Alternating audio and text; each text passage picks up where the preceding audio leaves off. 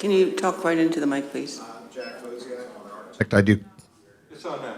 Is it on? Okay. I won't need that much time. Basically, I wanted to lend a word on one thing, and that is that in the process of working over the many months in this city, the last few months, I've noticed that the building department is unusually bogged down, and I think that Frank is doing a hell of a job as far as he's one of the better building officials that you have in this county, but he sorely needs inspectors or help so that one man can't possibly do all the inspections, the code enforcement, everything else involved, and I'd encourage you to examine getting him some additional help because he well deserves it and is doing a great job for you guys. That's it. That was kind of easy. Thank you. Yes.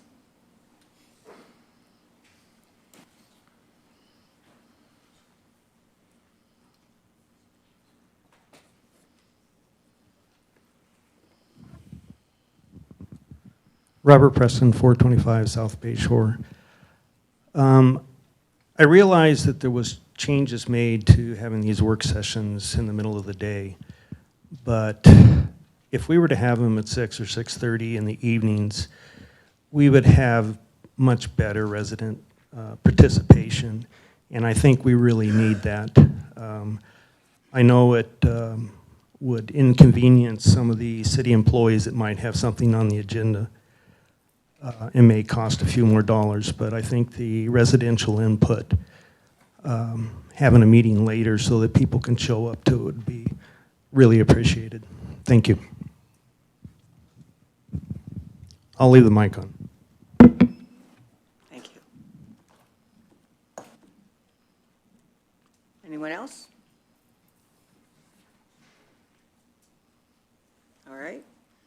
We're now closed for public comment. First item on the agenda is, I think Deb Laramie has the 4-H club.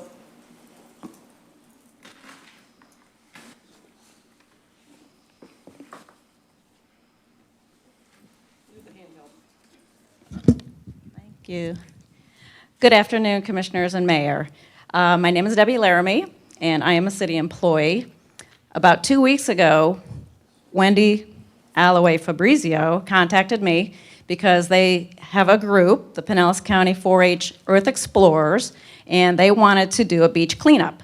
So I said, please come along. We would make arrangements for all the supplies, and we had 11 students and 3 adults that showed up. Today, we have 3 of the youth that would like to speak about their experience and some of the things that they've done in the past with the Earth Explorers. On a side note, I just wanted to mention that we also have Arnie Alloway in the audience today. He was a commissioner in the 90s, was a big fan of the city, and his daughter is now living in his house. So I think it's awesome that he's here with his grandson to help out that. So we have Miriam Woods, Jocelyn Woods, and Dominic Fabrizio will speak to you, and the first one up is going to be Miriam.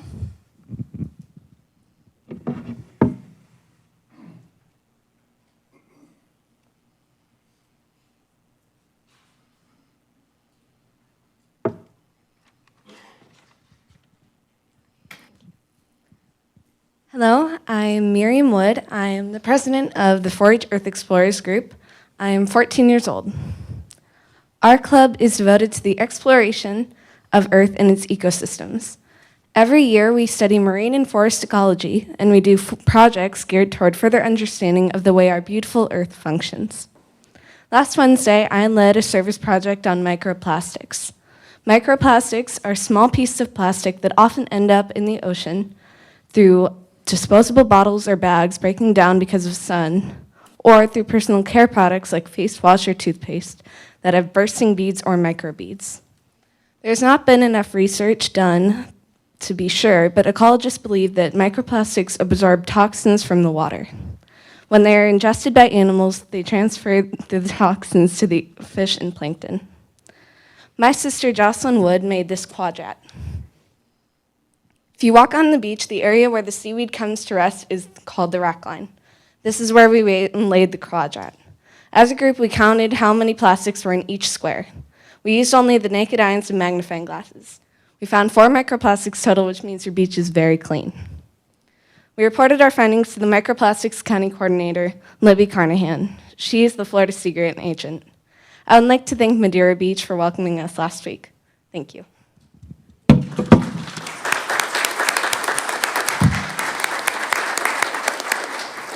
Thank you, Miriam.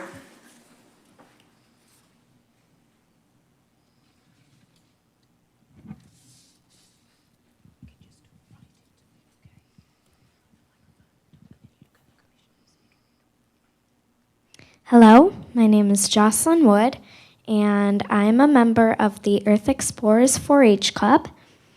And at Archibald Park on February 21st, we picked up trash. Madeira Beach was littered on, and we wanted to help. Everyone pitched in. We picked up a whole lot of crazy things, like we found Nerf bullets, cigarette butts, bottle caps. I found a toy boat, and there were straws and so much more. Madeira Beach helped out by giving us permission to search for trash in the sea oats. And there was also a talk from Miss Deb Laramie. And there were also parking passes, gloves, small trash bags, and water bottles. I'd like to thank Madeira Beach for all that they provided and welcoming us onto Archibald Park to pick up the trash. Thank you.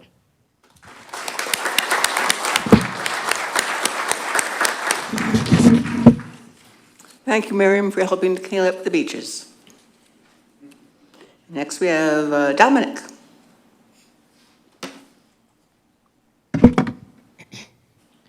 Good afternoon. My name is Dominic Fabrizio, and I am 15 years old. And I would like to say that based on our fishing experience throughout all the parks in Florida, here at Rock Park was so far our best experience.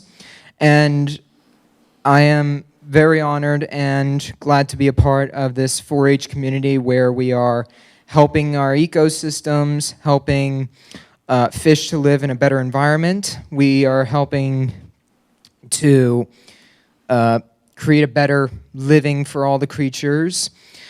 And we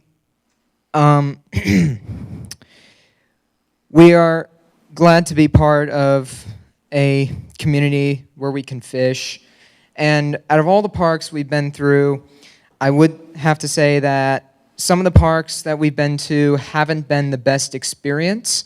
But at this park, we've caught many fish, and I'm just very honored to be with the 4-H community. And the Earth Explorers is a great team. We put much effort and much work into all our cleanups, all our contests, all of our fishing experiences that we do. And it's a great honor to be with them today. And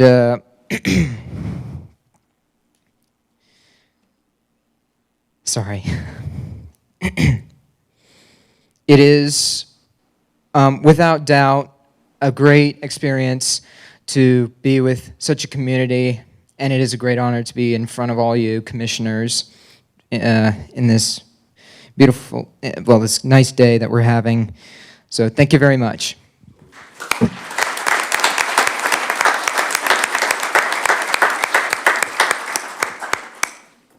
Well, thank you so much, Dominic, Miriam, and Jocelyn, for everything that you've done for our community and continue to do. Thank you for being here. Thank you.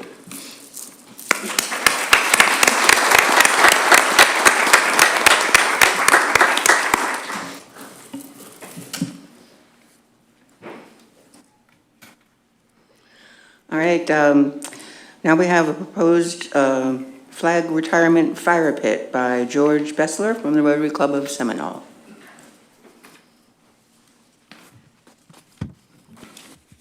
Good afternoon, Commissioners, Madam Mayor. I'm George Bessler with the Rotary Club of Seminole Lake, the current president of the club. I come before you. I believe you have a copy of the proposal that our club submitted a grant to fund the building of a flag retirement memorial honoring veterans for their service. As we looked around the area looking for a place that would be a good fit for something that's quite unique and not offered many different places, we found that on Tom Stewart Causeway, close to where the 9/11 Memorial was a suitable place, we thought, to honor our country, our flag, and the 9/11 Memorial as it was built.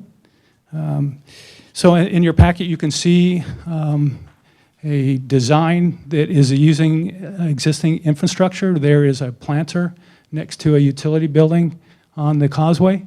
Our proposal is to build that pit in a manner that we can respectfully retire flags as outlined in the U.S. Code.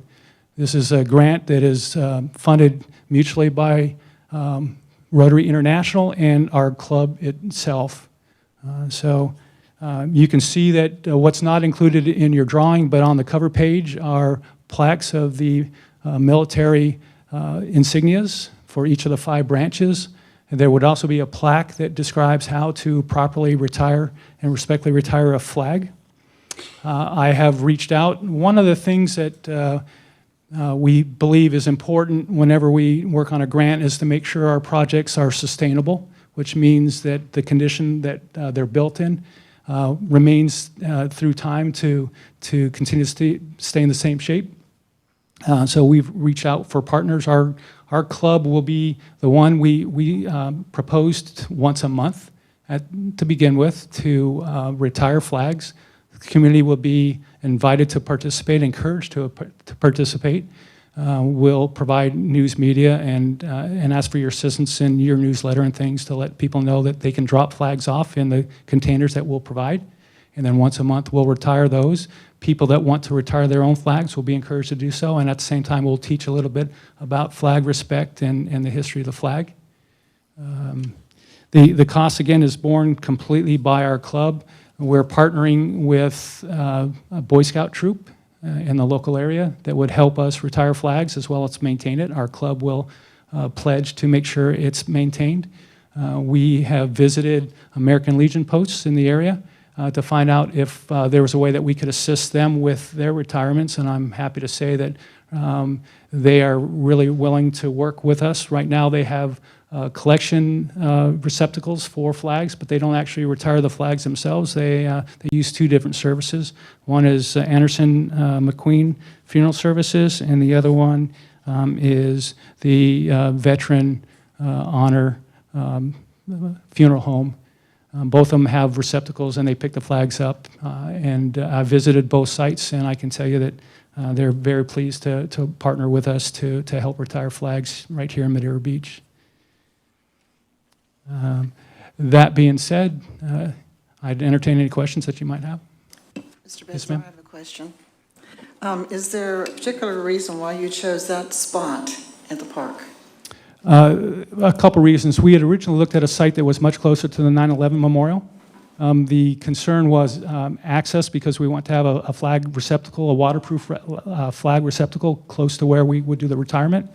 And because the closest parking lot is closer to where the site that we've chosen is, we found that in that site there is a round planter with a small palm. The palm could be removed, and then it had the infrastructure to place block right on top of it without having to put down a foundation. It's got easy access from the parking lot perspective, and the block that we would use would match the block that is built right next to the utility area. Okay, well, my concern is the fact that there's trees all the way around, and you wanted to put a fire pit in the center of all that, and that's the concern I have there. We have a lot of open area out there at the park.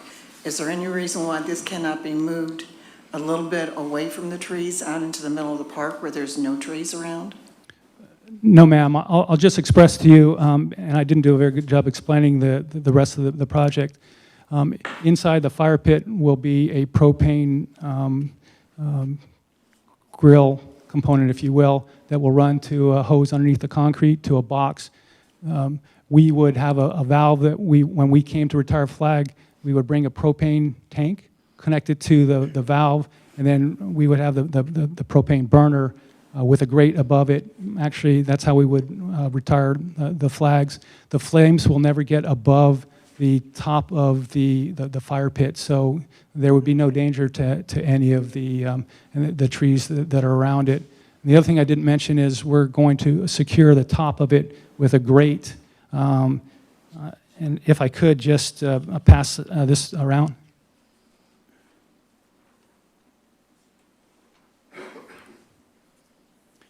So is this pit here, that's already there?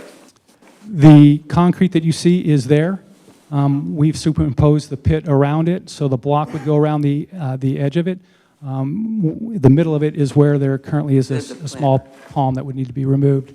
Okay. So the history is our club started to go to Bay St. Louis about, in 2005 after Hurricane Katrina hit.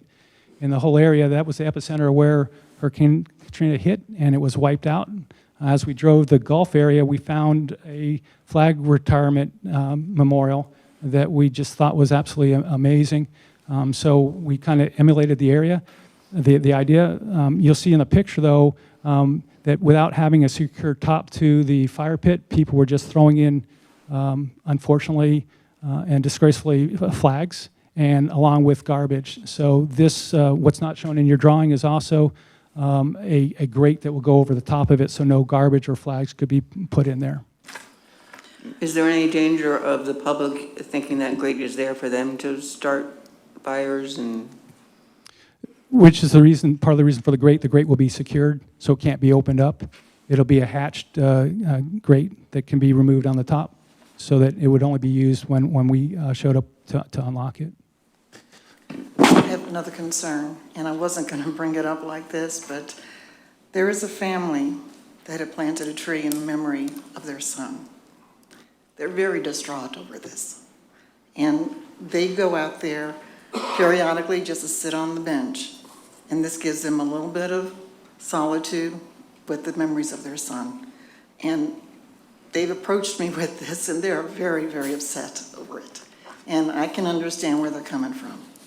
Yes, That's ma'am. why I thought if we could move it away from that area, just a little bit further if we can, to the open field. That's all. Yes, ma'am. We're not opposed to moving it. So if there's a location that the city feels would be a better location for it, absolutely, we'll accommodate that. Okay, I appreciate that. Thank you. Madam Mayor, if I may, if it is the pleasure of the board, certainly staff would like the opportunity to walk the site with the Rotary Club and find an alternative location so it doesn't impede on that particular place of solemn for that family. Absolutely. And we can come back with some sketch drawings and then bring it forward at another regular meeting to where we could effectively take legislative action on the matter. So if it is the pleasure of the board and if the Rotary Club is willing to work with staff, we can find another alternative and bring that back to you for some type of decision. All right. Thank you. I think we have consent on that. Right. You said everyone will be properly trained in the handling and disposal of the flags? Yes, sir. I can tell you I have quite a bit of experience with flag retirements. I'm very versed in Title IV and Title 36 of the U.S. Code that talks about how to respectfully retire a flag. So it would be a combination of a Rotary Club and Boy Scouts primarily that would do the flag retirements, but we would certainly encourage the public to get involved as a way of learning flag history to properly retire flags as well. Thank you. I have one more Where's the ones question. from the VFW go? I take them to VA for disposal at VA Okay. from the VFW. I just didn't know. Mr. Besler, I know this is going to be a silly question, but I'm just curious about something. Everyone is so sacred with the flag, and I am too. What do you do with the ashes? The U.S. Code, again, in Title IV and Title 36, is really silent on that. There's, if you will, what the U.S. Code speaks to is that when a flag is no longer in condition to be properly displayed, it is to be respectfully retired, with the preferred method being burned. That's almost a quote to what the code says. It's silent on what to do with the ashes. Having done this for a long time, starting out as a Boy Scout, which is where and my father was career Air Force for 27 years, and learning respect through the military. The common thought process for the ashes is to place them in hollowed ground. So our thought there is to work with Bay Pines to see if there's a spot where we might be able to take the ashes to. Thank you.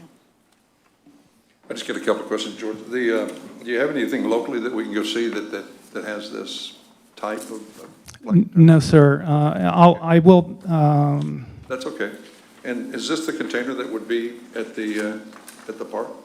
It's a similar vessel like that would be waterproof, so that people could to place their flags. I would encourage you in the future to see if you'd be willing to put one here at City Hall as well. And our club will be approaching other locations to have pickup sites for flags that we'll pick up and then retire. I talked to you briefly about the fact that most of the veterans organizations around no longer retire their own flags, and they have funeral homes. The funeral home that I just visited before I came to this meeting, they repurpose flags to honor the flags in a very respectful manner that I just appreciate so much.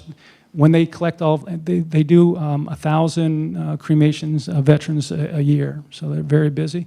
They have Boy Scouts come in and sort the flags that have been collected at all the collection sites, and the ones that are not stained and still in great shape, they use to honor veterans by caping the caskets or caping the person when they're cremated, and all those flags that cannot be properly displayed, then they are incinerated. They've endorsed this project as a great way, and they'll be a partner in this project as well. Thank you.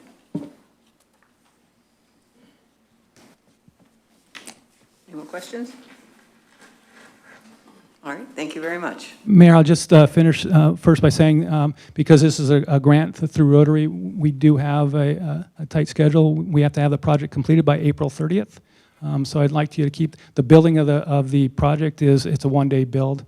So I'm not worried about that. And we have a contractor that is going to donate their time to assist us with the project. So it'll be built according to your code and your conditions, but understand that we do have a time constraint, and I apologize for that. And I want to thank you all for taking the time to listen to our proposal. Thank you.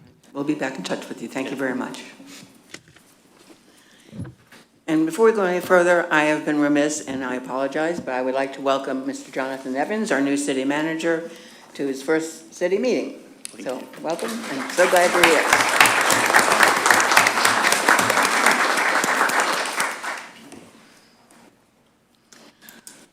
Next, we have legislative update by Alan Susky.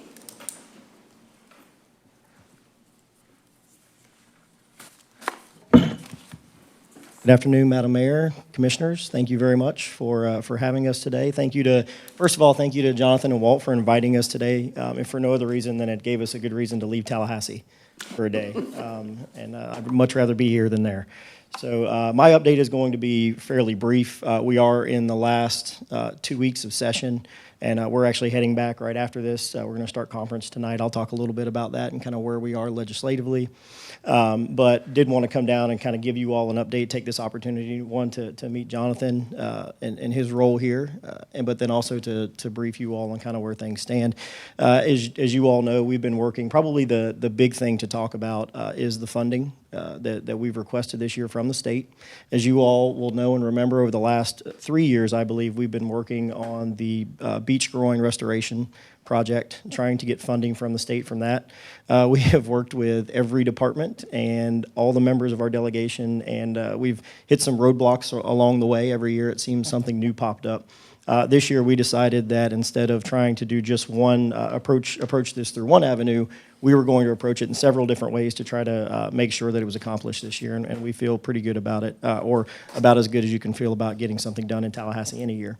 And so this year what we decided to do was we requested both Representative Peters and Senator Brandes to request the funding.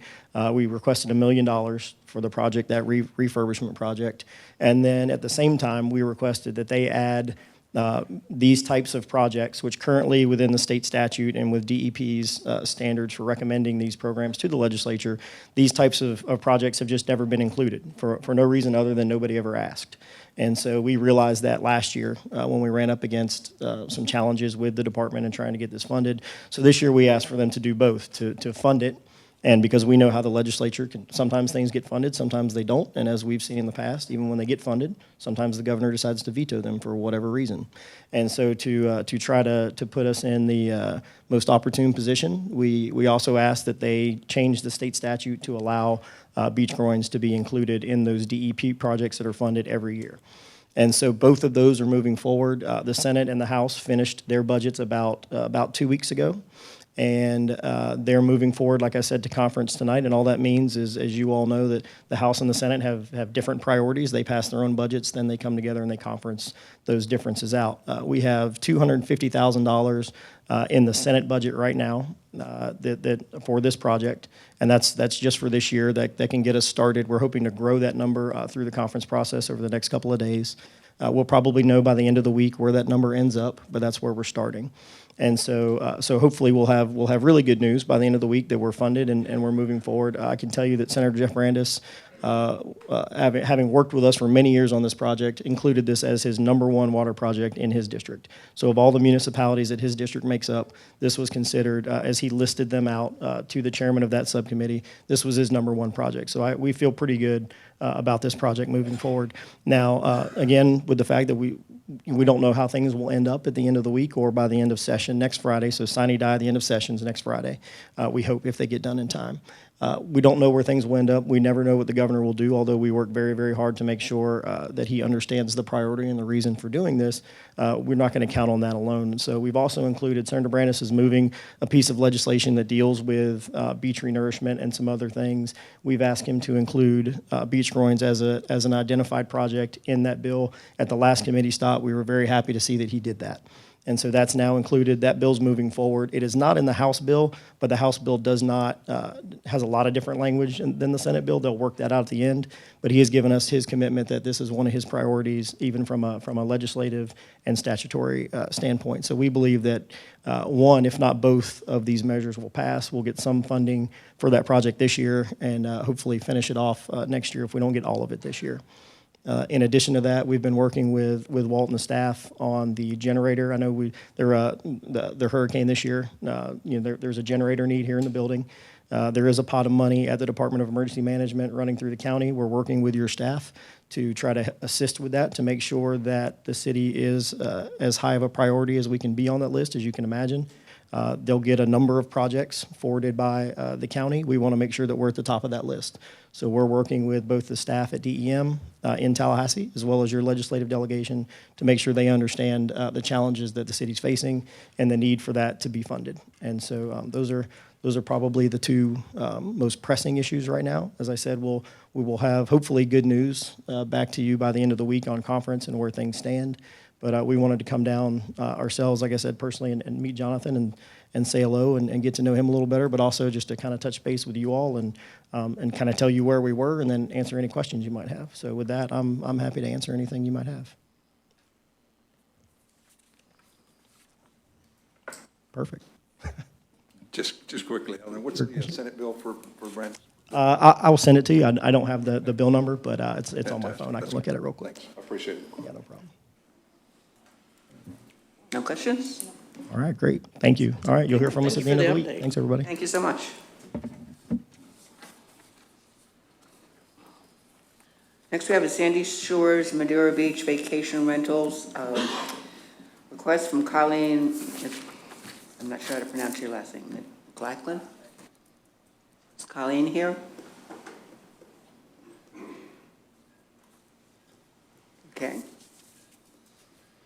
Next, we have the Old Salt Fishing Foundation, Spring King of the Beach, and request for waiver of fees.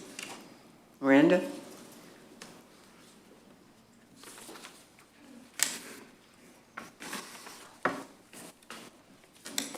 Have everything in your packet. No, I'm short. Speak up.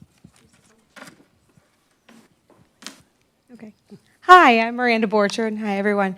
You guys should have everything in your packet in front of you. As you all know, we have the King of the Beach out here a couple times a year. It's a great community event. All of us here love it.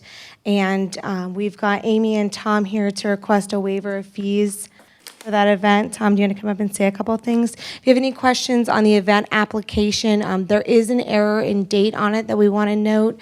They turned in the 2017 application. It is the exact same as the application. There's no other changes, and all of our dates internally have been updated to reflect that. If you have any other questions on the fees, they're the proposed fees from the City of Madeira Beach that match our special event fee structure. I have a question on that, the fact that you didn't put the rec center in here at all.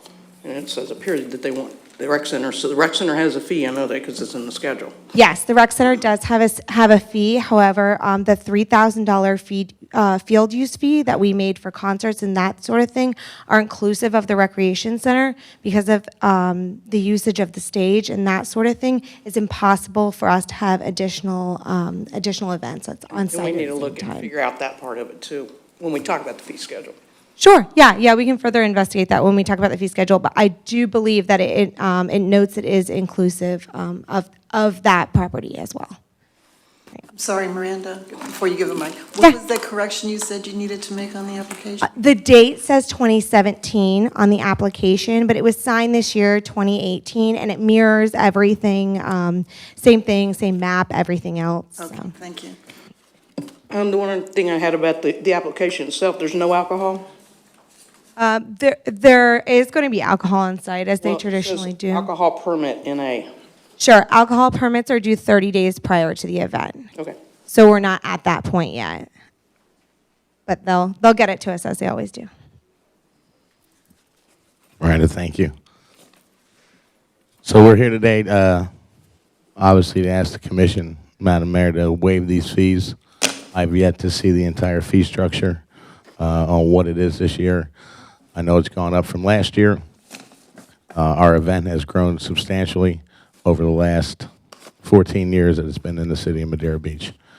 I've been sitting in front of this commission for myself for 14 years. We have never paid a fee. The fees have always been waived. We've always donated back to the city any way possible that we could. Every time we get a phone call, whether it be the 9/11 memorial, the Fisherman's Lost at Sea, Rock Park, a playground for your children here at the rec center, we've always supported all those things.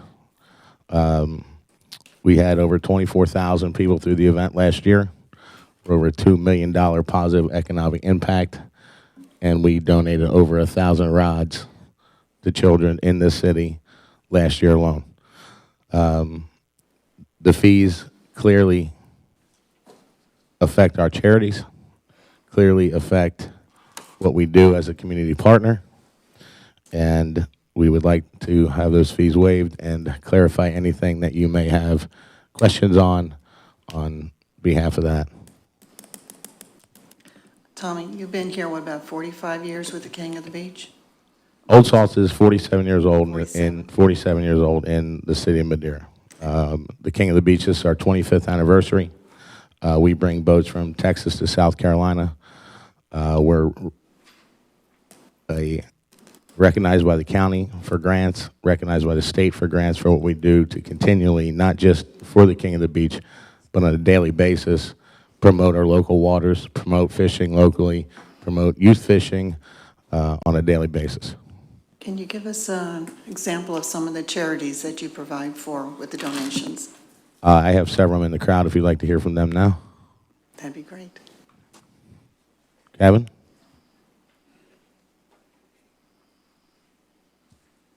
Thought I was going to get away without speaking.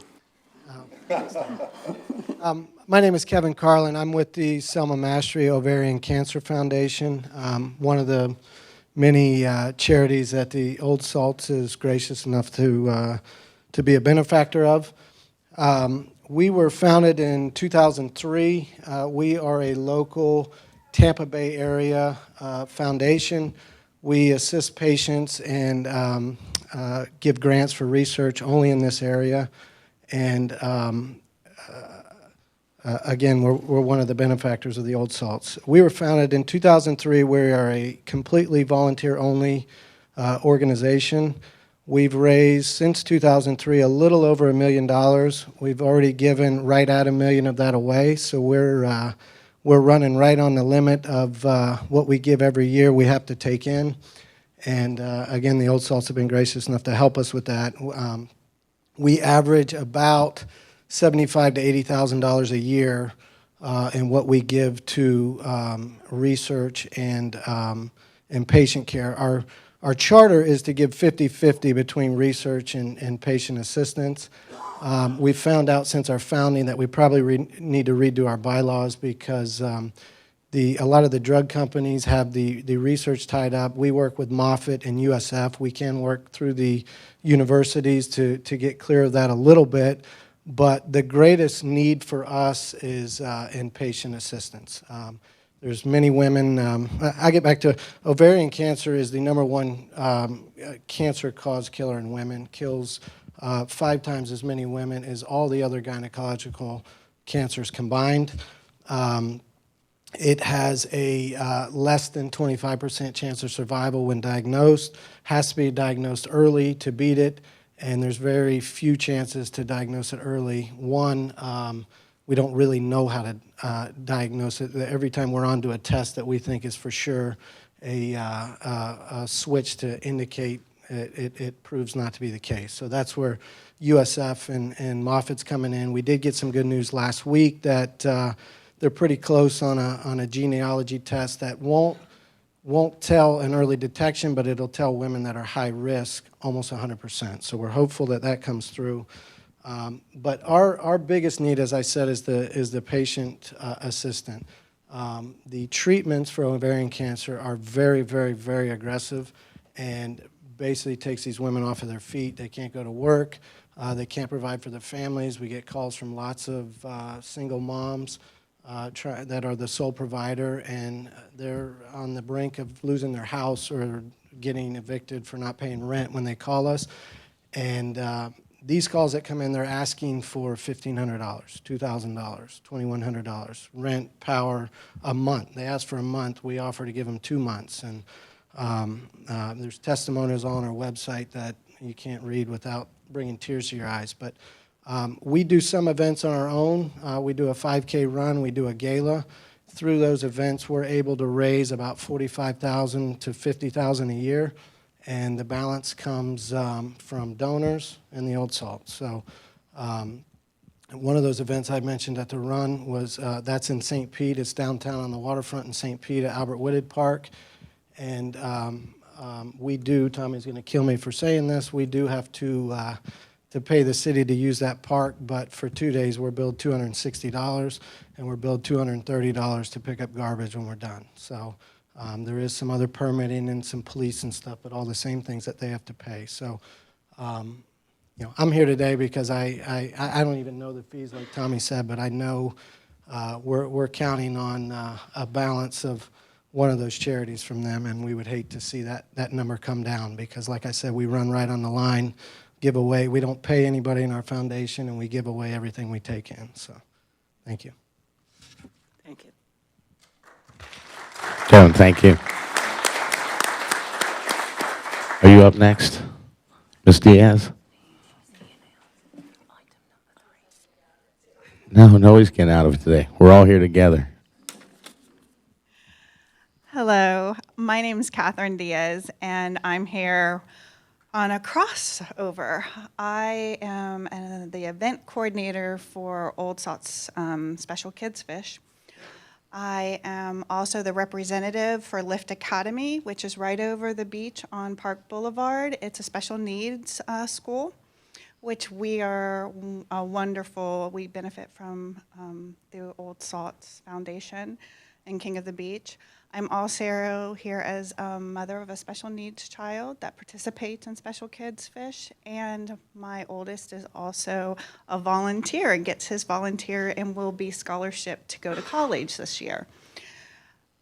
If my fear is what I do with Old Salt is I put on and provide the special needs children for Special Kids Fish. which is a day where families, the entire family, so if anybody here has a special needs child, doing something as a family is virtually impossible. If it's autism, there's sensory issues. If it's wheelchair or breathing apparatuses, you can't get them on boats. Old Salts provides a day for the entire family on their individual boats. We have 50 captains that come out. We have 50 families. They come out with grandparents. We've had families of 9 people show up. They've got grandma, grandpa, aunts, uncles, and everybody's on this boat. They go fish for the day. They come back in. All the kids, teenagers get awards. They get rods. They get gear. They feed them. My event is probably the first one that would go away. It's been hosted for 20 plus years, started by a coach. It costs them money. There's no income that comes in, and I'm probably the smallest event and charity that they sponsor. So I would hate to lose this because these kids look forward to it. We fish kids that are 23 years old and in group homes, and that's their day that they get out. It might just be that day that they get out once a year. So Wesley's one of the kids, and we've been fishing him for, I think, 20 plus years. So I'd hate to see that go. And then Lift Academy actually benefits from Old Salt also. All of our kids fish from there. We're hoping to be one of the charities that get on the list real soon. But we're right over the beach. So once again, my son is a volunteer. He started with them because he fished with his brother at the special needs tournament. And he found a love for fishing and volunteering. And he's one of the kids. They have a couple of teenagers that are out here every year hauling fish, cleaning, doing whatever needs to be done. So King of the Beach is beyond special to my family and to the kids that I represent. And it's really something bigger than what you guys see. You guys see the party. You guys see the mess after the party. I see what it brings to the community. I see the kids that benefit from the community, just like the women that benefit with the ovarian cancer. And we'd love for you guys to come out and see our special kids fish. I think we've had legislators, congressmen come out. You guys are always invited to come out and spend the day. Coast Guard comes out, helps us get kids on the boat. So, and Old Salt flips all that bill for us. So I really thank you for your time, and I really hope you guys really consider the amount of money that you guys would take in versus what it might take away from the community. Thank you. Thank you.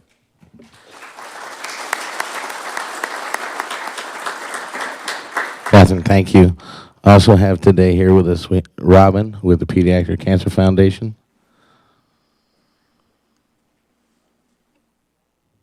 Thank you. Thank you, Tom. My name is Robin Conley. I'm with the National Pediatric Cancer Foundation. Our organization has been around for 25 years. It's with a partnership of folks like these good people here at Old Salt Fishing Foundation that have helped our children. 43 kids a day are diagnosed with some form of pediatric cancer. Only 4% of the U.S. government's money is donated back to help find cures. Everything we do in PCF is to raise money for research to find cures for kids battling. I'm the special events director there. We put on a lot of events. We do fashion shows, but one thing our kids love is the fishing tournaments.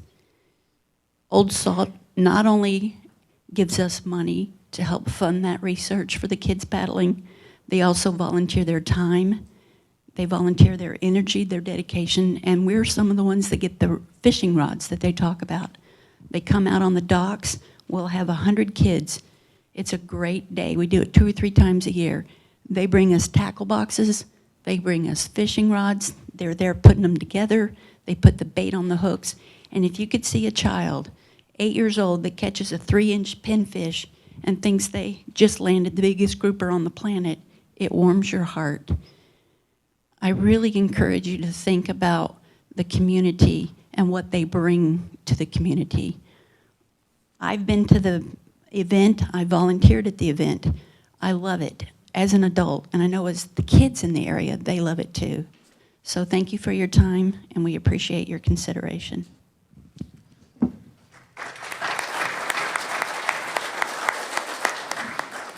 I have one other charity in the audience as well. I have Karen with Park. Karen, are you here? There we go. Thank you. Hi, everyone. My name is Shannon Fernandez, and this is my colleague, Emery Johannes. We are part of the development team at Park, and we've been around since 1953. We provide services and programs to close to 800 children and adults in Pinellas County with developmental disabilities. And we are here because we want to support the Old Salts Fishing Foundation. We've had a collaboration with them since 2000, so going on 18 years now, and we receive a great amount of donations from there, and it's just very important to us. Last year was actually the first time I had been to the event, and it is an amazing event, and the support that Park receives from Old Salt Fishing Foundation is amazing. Like Shannon said, since 2000, we've received nearly $120,000 from Old Salts alone, just in a donation, and that goes towards all of our programmings, from our early intervention programming starting at 8 weeks old, all the way up through our residential services with clients who have been living at Park in our group homes, and I mean homes because they have been there for 30 years. Park is their home. So Old Salts has given us that opportunity to provide these amazing opportunities for individuals with disabilities.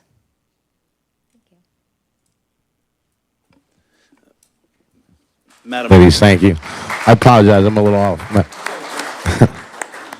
Madam Mayor, if I may, I just had an opportunity to speak with the finance director with respect to the revenues and expenditures, and asked if we had anticipated in the fiscal year 2018 budget in collecting this revenue associated with this program, and we have not. It is not budgeted as a revenue.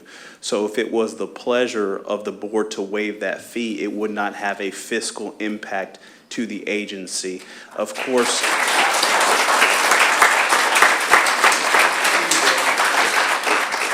in the past, they have been gracious enough to pay the hard cost, the actual cost that the agency absorbs, and that is something that I think in conversations that they said that they're amenable to.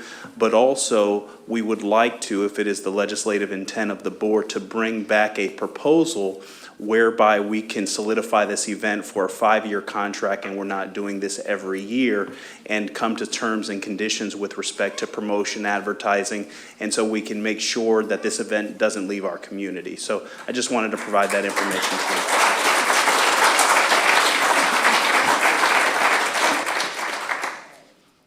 Well, thank you. I appreciate that idea about the 5-year contract, because I was going to ask you about this, Tom, because when we talked, you and Amy and myself, you said that you don't want to pay fees, if I understood that right, but you don't mind paying like a hard cost and total. We don't mind the hard costs at all. I mean, we understand that there's a cost associated with the city. We don't want to take that away. We understand that you don't want to go backwards as well. We've always paid for trash. We've always paid for everything as far as hard costs are associated. The new thing I saw, I haven't seen the packet, but I heard we have an EMS fee. I've never seen that before, and I don't have what you have in front of you. We don't mind if that's something that the city requires now. We've always had the fire department on site. If that's a new hard cost and they're going to be out there and that's something we need to recover, then we can do that as well. We want to continue to donate to your programs. Your fishing week over at the rec center over the summer programs is a big one. I heard we got denied, they got denied to take kids fishing. We're going to provide the rods. We're going to do the fishing weekend. We've already committed to the rec center that we will pay for the Hubbard's boat.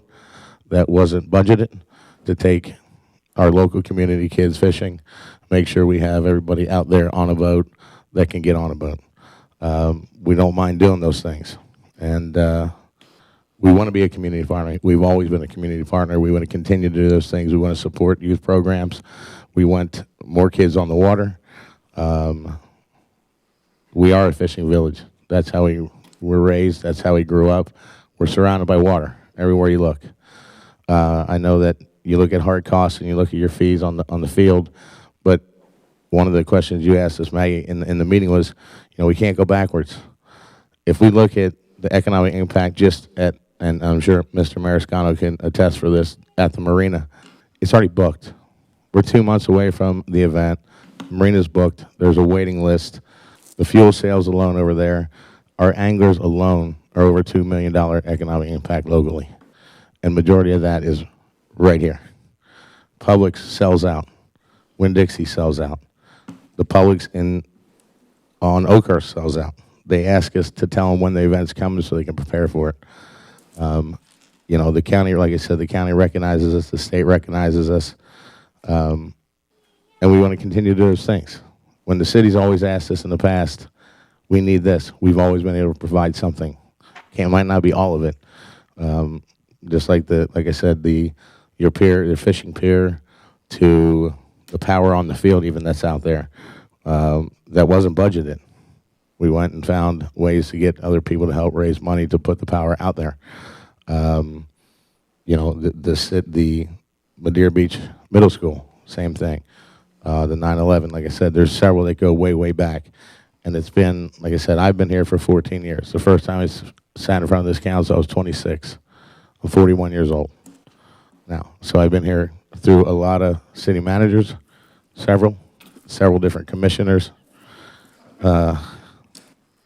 several different mayors. But we've always had your support. We've always had the support of Terry, Nancy. We've always had your support in the past for a long time.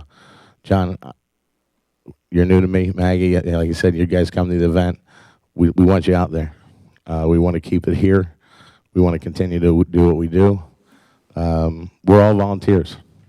I don't get paid a dime. None of my board members get paid a dime. We have tens of thousands of hours of volunteer hours on our field. We also supply thousands of hours for Bright Futures for children. You heard last time at the meeting in November, you heard from one of our Bright Futures students what it means to him to be an Old Salt. He can't be here today because he's in college, and he got that scholarship based on what he did on our field, a portion of it, and also what he did for himself in school. So that's kind of where we're at. I have some other people in the crowd. I have one of our newest members with us, 13 Fishing's here. If they'd like to say something, I'd love to have them tell you about what they do. I've got Jim with 13 Fishing. This is kind of a new partnership for us, and we're very excited. It's something I want to share with you all as well, because what they're doing in the industry is incredible.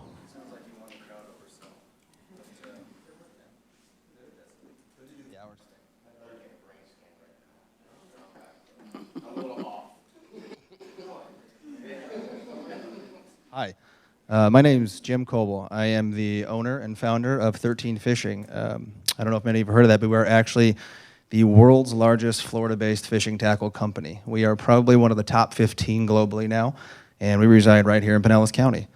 And as I brag about that and my guys over there and how great they do, we actually sell very little in Florida. And when we decided 12 months ago to set our sights on Florida, we had to choose somebody. We had to choose a local partner and a grassroots effort to do it, and that was Old Salts.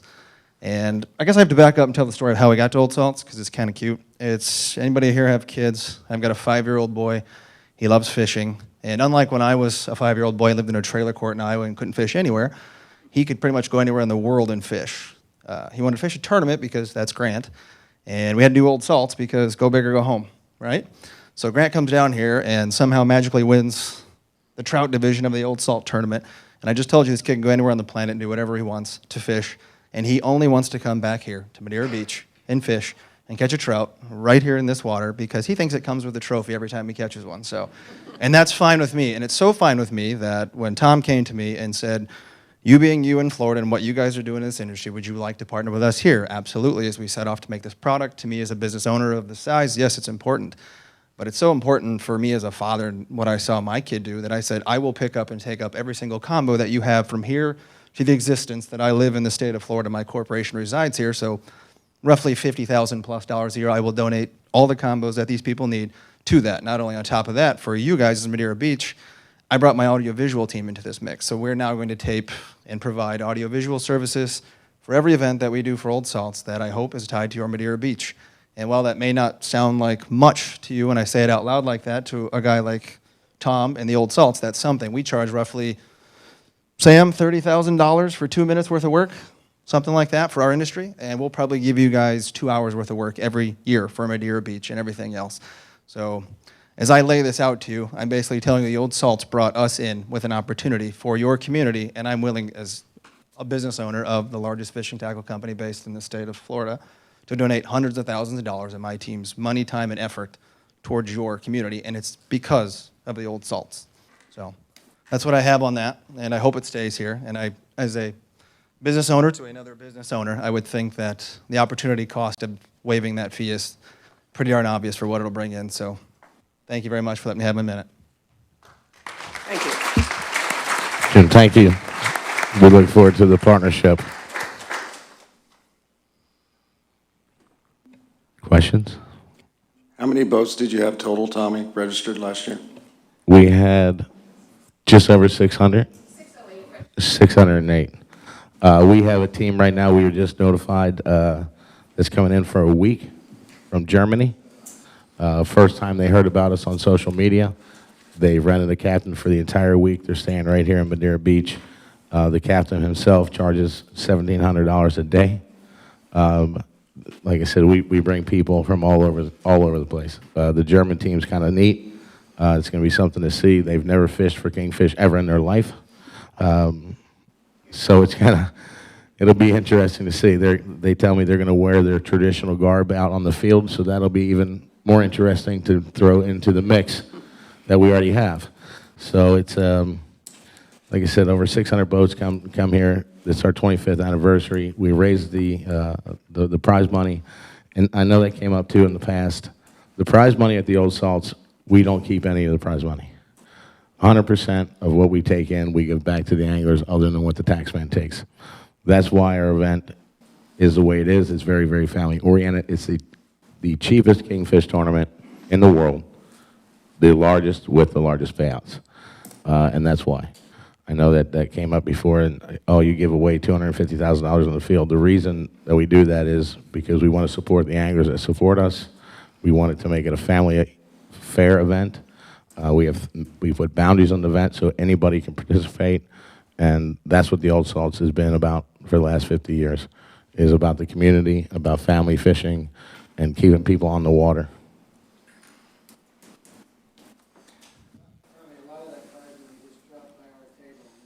That's you're talking. Yes, are you talking on a sponsor side now, or on the charity side, or both of them?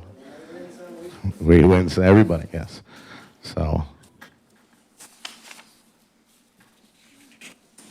I just want to say thanks, Tommy. Really, I do. 43 years is a long time, and obviously you've had my support since I've been up here for 10 years, and you'll continue to get that support. My biggest thing is that young man who caught the fish here at Madeira Beach. He will come back to Madeira Beach every time, and you give 1,000 rods out to those young people. They're going to remember the first place that they caught that fish, and it's going to be Madeira Beach or it's going to be somewhere else. So I say let's keep it in Madeira Beach. That's fantastic. And again, thank you, Amy, for all that you do. The impact is incredible. We're completely sold out at the marina. There's no transient docks for that weekend. It's a huge economic impact for the area, and it's been obvious to the past commissions, but for some reason it's not quite so obvious to this one, but it's still obvious to me. I want you here. Okay, thank you.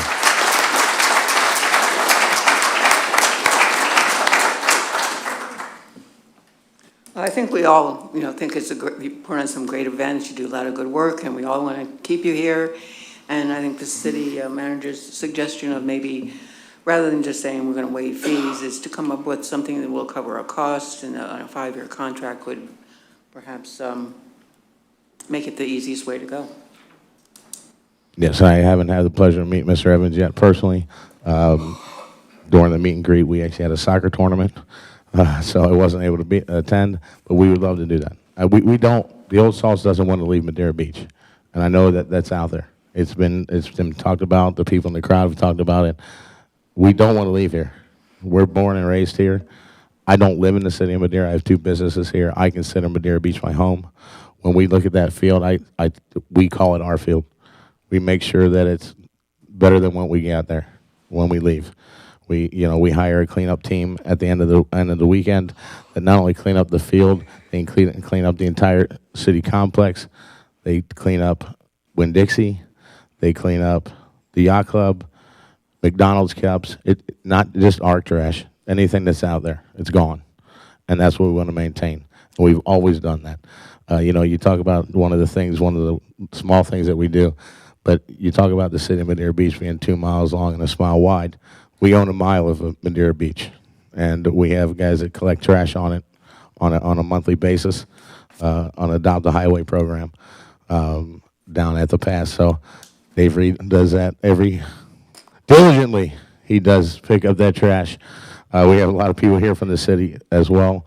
So like I said, we want to come to an agreement.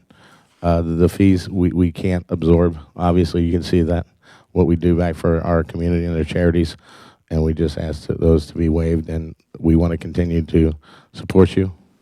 We want to continue to support the city, and especially the youth programs.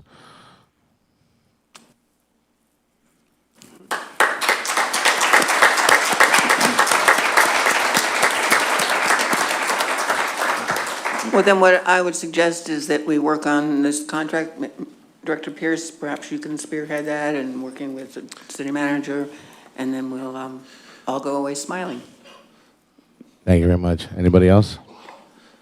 Madam Mayor, what we will do is I will get with the Public Works Director as well as the City Attorney and craft an agreement that encapsulates some of the items that were discussed today, even to discuss or to call out the in-kind contribution for the video production, because that is extremely valuable to us as an agency. We could use that for marketing and promoting our community, because we can utilize that, of course, year-round, and the fish ain't going anywhere. They're here year-round, so we want to encourage people to come, not just for this tournament, but also come visit us, during seasons and what have you. So I'm confident that we'll be able to come to a mutual agreement that also solidifies this event and subsequent events for a long time coming.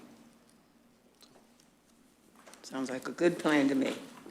We'll keep that smile in Madeira Beach. That's it. Well, thank you very much for your time. We appreciate it.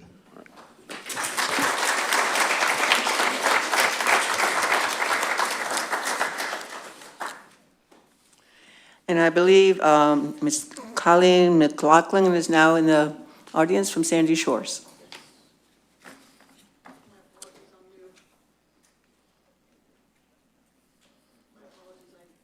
So I didn't know that I was supposed to be here at a certain time.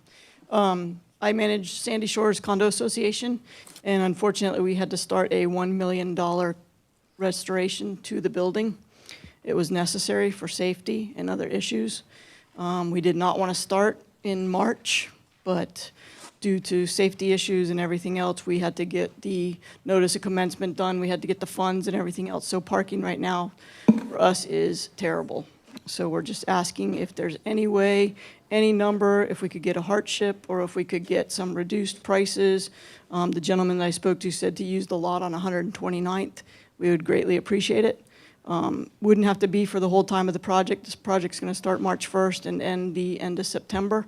So just during spring break, or if you tell me till, April 30th, or anything that you could do for us, we would greatly appreciate it. Thank you. Thank you.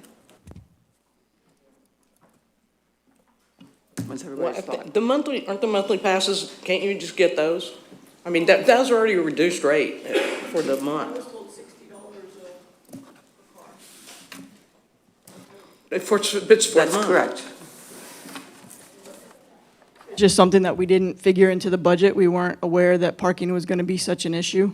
We're trying to deal with it on our own property, but it's just becoming a But nightmare. I think we have a big issue with us, with it being spring break, because those parking places can be filled by spring breakers, and they're coming. I mean, I've been at the beach all weekend, and it's been packed. We're just asking for a few, if we could get, I mean, at a reduced cost, if there's any way to get it at a reduced cost, or as, any number that you could give us, or if you tell me till, April 5th, or just something to do. Spring break. Okay. I mean, I because we're going to be just as tight on all of it as you are. It's a shame you couldn't have had it, done later. Okay, thank you very much, appreciate it. Sorry about that. Thank you.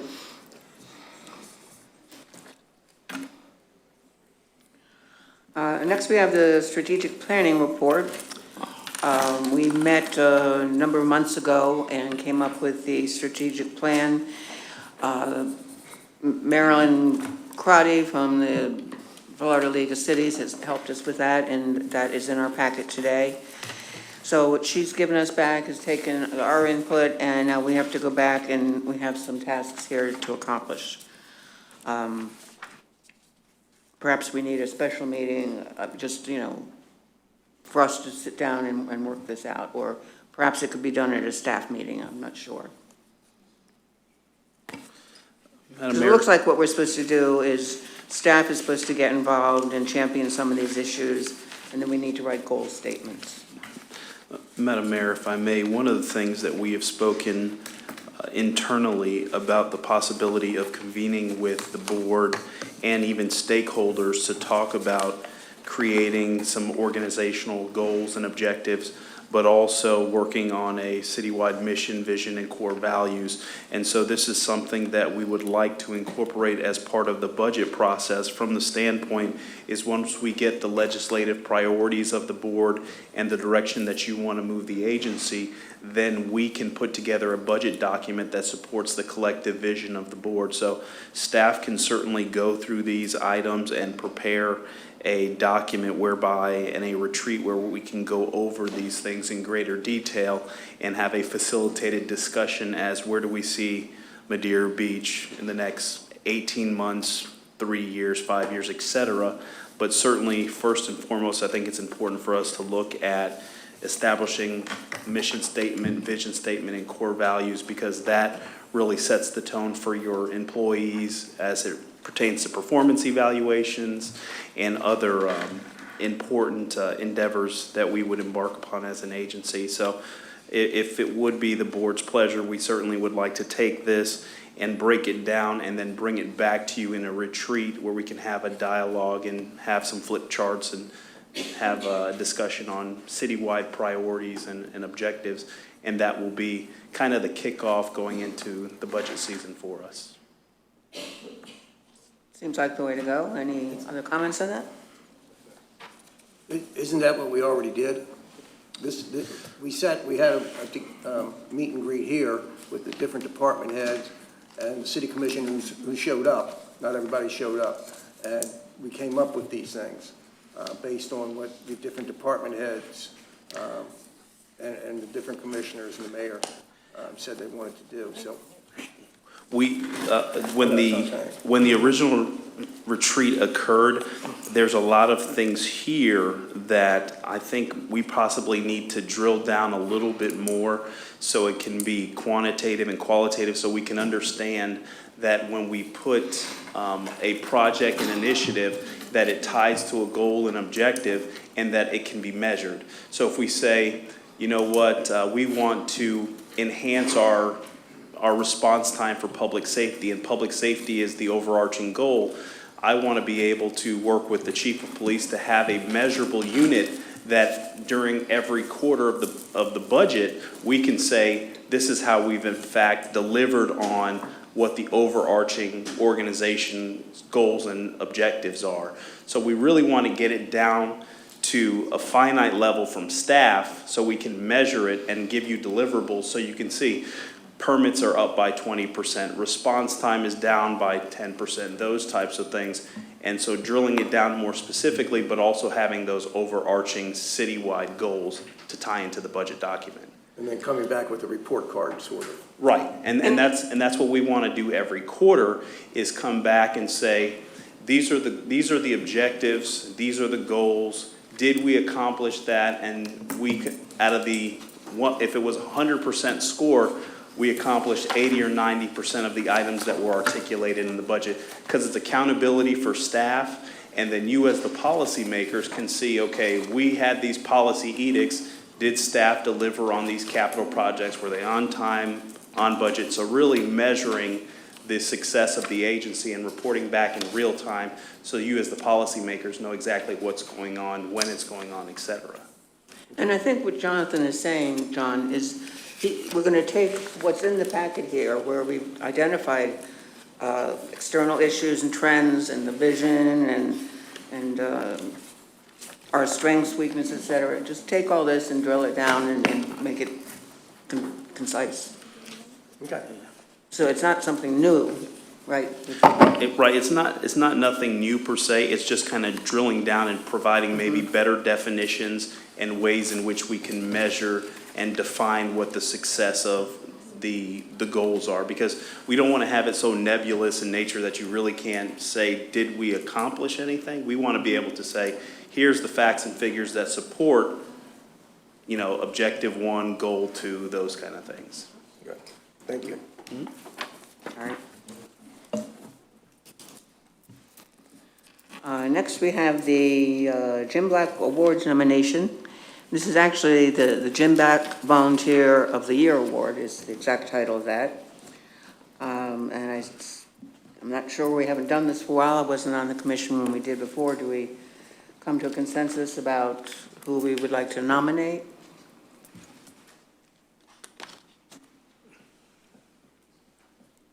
How'd you do it before? Do you know, Nancy or Terry?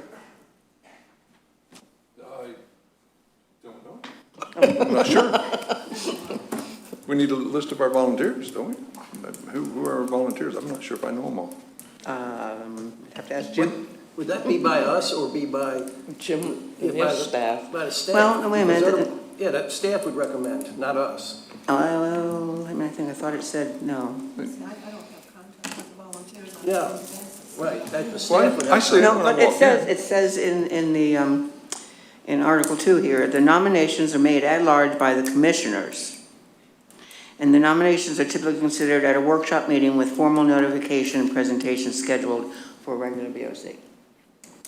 But I get your point. I mean, you don't have that much contact with the volunteers, and We don't. so this I should. think the staff should come to us with their recommendations, be it 2, 3, 5, 7, whatever number, and then. Well, this isn't the Board of Commissioners policy handbook, wouldn't we have to change that then to? Yeah, it would make sense to change that. I mean, So we it's can't not- do that. Yeah, I think we wanted to keep the award in. We just maybe want to change how the award is presented. I mean, it was pretty easy to give it to Right. Jim because Well, who chooses? he was on He top. would know. Yeah, okay. All right, so then what we have to do is come back at a regular meeting and amend this before we can go forward. But we should also make sure staff is ready to give us some type of nominations at our next workshop. But we can't do that until we amend this, correct, Mr. Attorney? That we can't act on it until we amend that, yes. Right. But we can certainly ask staff to give us recommendations beforehand. We can do that. Sure. Yeah. Okay. All right. Any more discussion on that one? The next item is the communicator, Commissioner Oakley. I don't know why. Lacey brought this up to me, and she was like, why don't we get the communicator back? She's been talking to Griffin about it, so we either need to. Because that was before the wave. Yeah. And Griffin does them all up and down. He does from Clearwater to St. Pete Beach. He does every beach, and why we ever got rid of him, I'll never know. But I've always liked it. I thought it was a very informative little document. Yes. And they always gave a great source of history about Madeira Beach and what, all those old pictures that Lynn has and all that. And Yeah, the wave mostly had a lot more advertising, not as much content. right. All right, so what do we need to do to act on that then? I think we need to get a bid from them or How much it from like 3 different companies. It shouldn't be Okay. from one. Right, we should get a bid from, Yeah, from several. actually, she put it out for bid. Right. To do our newsletter, but I'm sure he'd apply for it. Yeah, needs to go out for bid. Do we have a consensus on that we should put that out to bid? Yes. Yes? Yes. And, you know, I definitely think it's needed, big time. We need to get back to something, get out to the residents. Definitely. And next, Commissioner Oakley, signs in the art contest. Okay, we were talking about this last week. Yes. This is the art contest. Treasure Island does it in the spring. So when went down there and talked to Jason, I think was his name. Was this the first time, or have they done this before? I think this is their first time. Okay. And they actually have a group of people that are not part of the city, but they're art people in their community that do the judging of the contest. And they have a children's category, and they go to middle school, elementary, middle school. And since they're doing theirs in the spring, I thought, why don't we do ours in the fall? So it's not really time sensitive at this point, but I guess when they sent stuff up here, they got some really, this is the one that won. This was the one that won this year. But some of these ones they turned in from kids are just so cute. Do you have the turtle one? The turtle one. The turtle and, one's really good. Be Our Guest, Don't Leave a Mess. But they have, and then they have Sandcastle Man. So I just think it's a good project for the whole community to get involved in. So they've got the people that judge them, so they will get us in contact when it gets closer. So probably in like August, September, we ought to start looking at this again. And I see in the back the cost, I don't know about the cost for having the contest, but to have the signs made varies anywhere for them, for 7 signs, anywhere from around $1,700 to $24,000. Oh, that's what they did to pay for the signs. They actually But they went have out. sponsorship. They went out and got places like Caddy's, and they sponsored to actually have the sign made into the sign that's sitting on the beach. And are those costs totally covered by the sponsorship? Well, then, I think it's a no-go. I mean, it basically it's a no-win. didn't cost the city anything to have the contest, right? You know, a little city time and effort in that realm of it. And I think they're working on putting them at all their beach access points, and they've got 15. I don't know how many we have. Dave's I was right. looking at Dave. Dave. I don't know how many we have, but we could do it for all of it too. But that, we can just put that on hold till then. All right, but I think it's something we should look into. Are we going to use the exact same rules as they did? I remember the last time that we changed artwork, we limited it to artists that live inside the city of Madeira Beach. When we changed the logo, Right. took Pinellas County off the back and made Madeira Beach with I this. remember that. That was a local artist only. Are we going to set any parameters? Well, actually, the lady that won, Dee, who won the one this time, she's from Dunedin. Right, So they exactly. didn't limit it, so it all depends on if we want to limit it. But they took the rules from some other location, I can't remember where it was, and they gave them to their attorney, and they basically just followed the same rules. But if you want to make it just local, Actually, we're I gonna- was thinking we're since it gonna- is children, maybe we we're could just do gonna just put a with box the around rec it. center, where that's where all of our children are. We can. Right, but they we might can not have be a something resident. Exactly, but it would be, they were part of the Madeira Beach Rec Center, so we could tie it in that way. they're still not resident. But so you can't say really resident of Madeira Beach. Right, Tie it well, up that way. again, I know we said resident last time. I'm not saying we have to say that again, but we did have it set up as, you had to be a resident last time to change the logo. Could we say residents and include the school as well, even though they aren't all residents?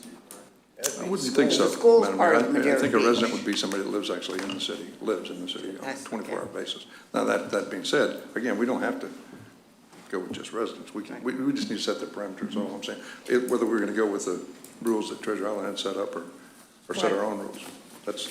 Somebody's gotta do that. I guess why don't we just table this till like July, and then in July, then we can figure that part out and whichever way we want to go, and then start ramping it up for the fall. Work? Works for me. Okay. Okay. Commissioner Oakley, you're up again with co-sponsored events. Well, we have nothing for co-sponsored events in our codes. So I don't know where these popped up, how they came up, and we either need to have something or get rid of all the somethings. And the other thing I had a question on was they have field sponsors, premier sponsors, community partners. So what is the relationship with these partners?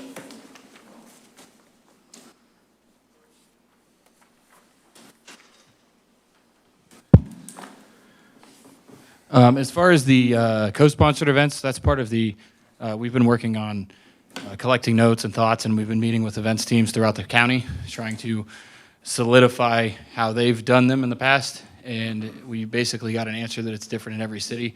So we are going through to work on our own events policy. It obviously needs to improve. I mean, we've all seen the different ups and downs of it. But There needs to be one to improve one. correct. And to be totally honest with you, in the short 3.5, 4 years that myself, Miranda, and other members of the recreation/event staff have been here, we've gone from only a certain number of events, Old Salts was one that used to be here and a few others, to the addition of events. And I think the events grew faster than our policies did. And we've recognized that lately, and it's something that we need to improve on. And we're actively seeking answers and everything for that. As far as the sponsorships go, we have the 3 levels. It's 500, 1,000, and 2,500. And that is either through in-kind that we've tracked. They've either donated food to events that offset costs, such as our social club or Little League or anything else, or cash, which goes directly into the sponsorship line item that is in our budget. So every bit of that is spoken for with either some sort of offset cost. Like I said, we had the EMU tournament this weekend. They donated food Friday, Saturday, and Sunday for all of the event staff as well as the volunteers that were there. Little League is actually actively soliciting sponsors on a daily, weekly, yearly basis, trying to help offset any additional costs that come in.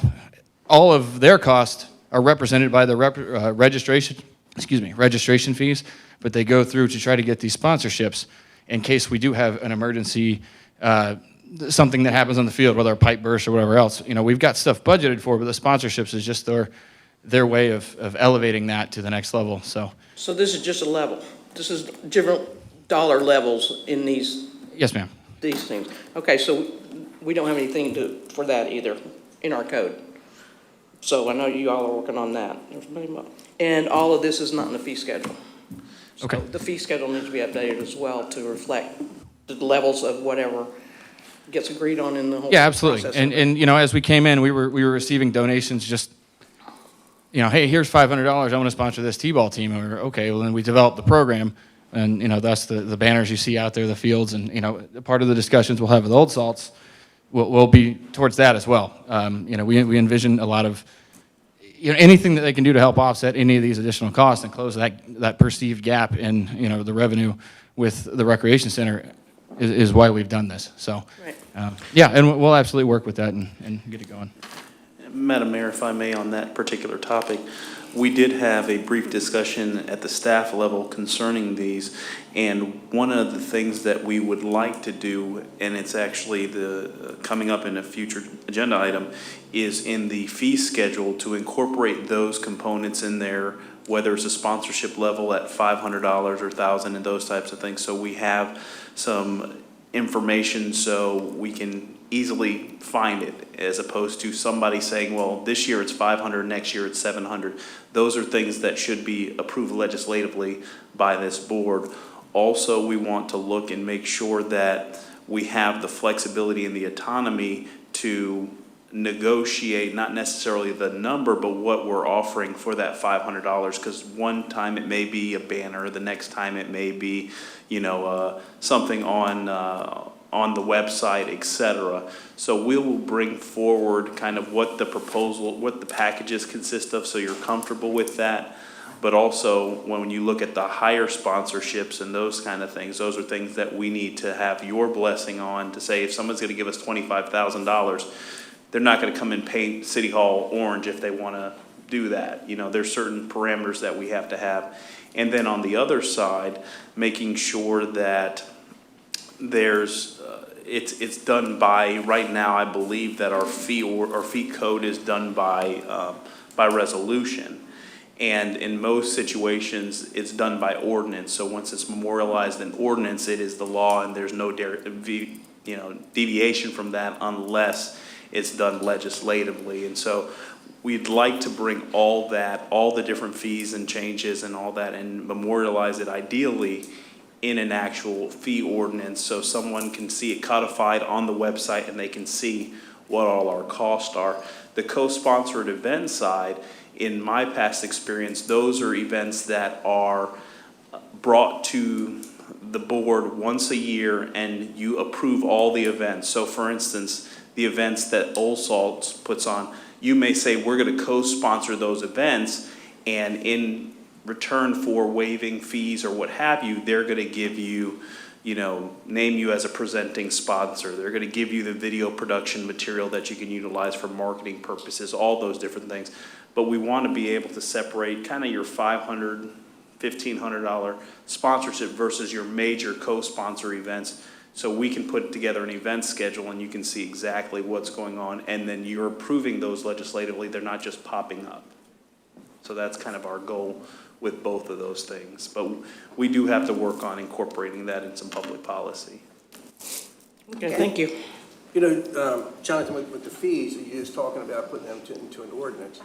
The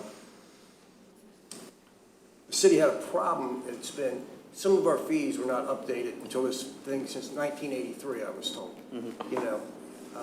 So basically, fees should be updated every year. Every year. So in the ordinance, it's going to also have to be that they would be reviewed annually or whatever, so we don't go into this again. Absolutely.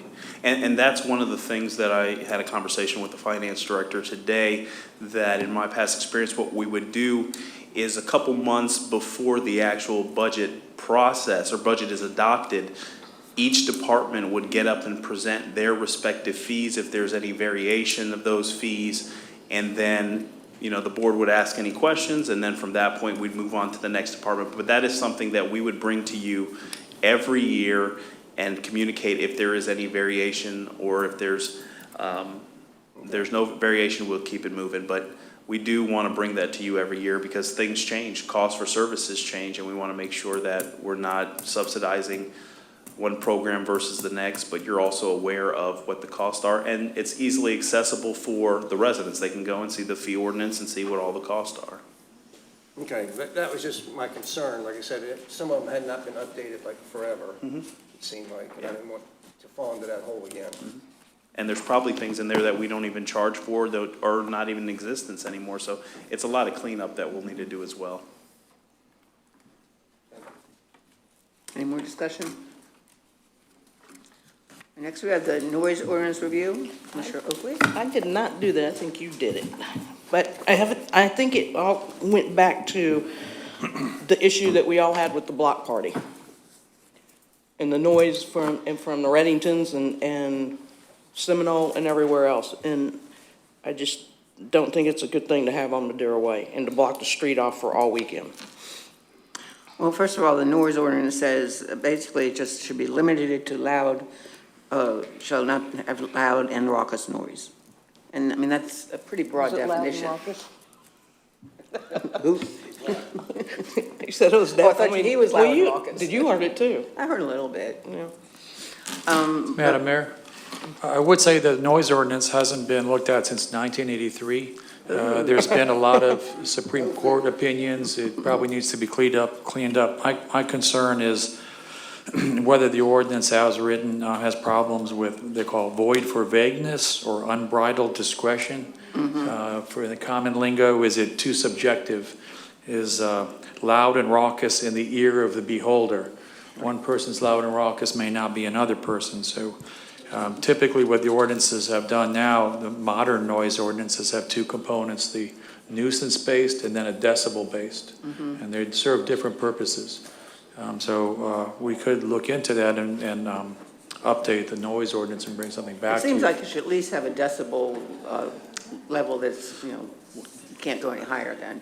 And Madam Mayor, if I may, one of the things that we were speaking with our folks from the Sheriff's Department is to make sure there's uniformity and consistency in whatever policy we bring forward, because you don't want to have different rules in Treasure Island versus Madeira versus Reddington and that. So we're going to look at the best type of policy and make sure that if we thread that needle, that we do it appropriately, because we don't want to do something that is unenforceable or is arbitrary and capricious in nature. So certainly law enforcement can provide kind of an insider perspective on that one event versus what they've experienced in others, because I think, if I'm not mistaken, they did, end their event at the exact time, and just the nature of where the event was held, it was ricocheting off buildings. So if you were in the right spot and the wind was blowing the right way, you got a little bit more noise than another a resident may. But if But other than just noise, the traffic was horrendous.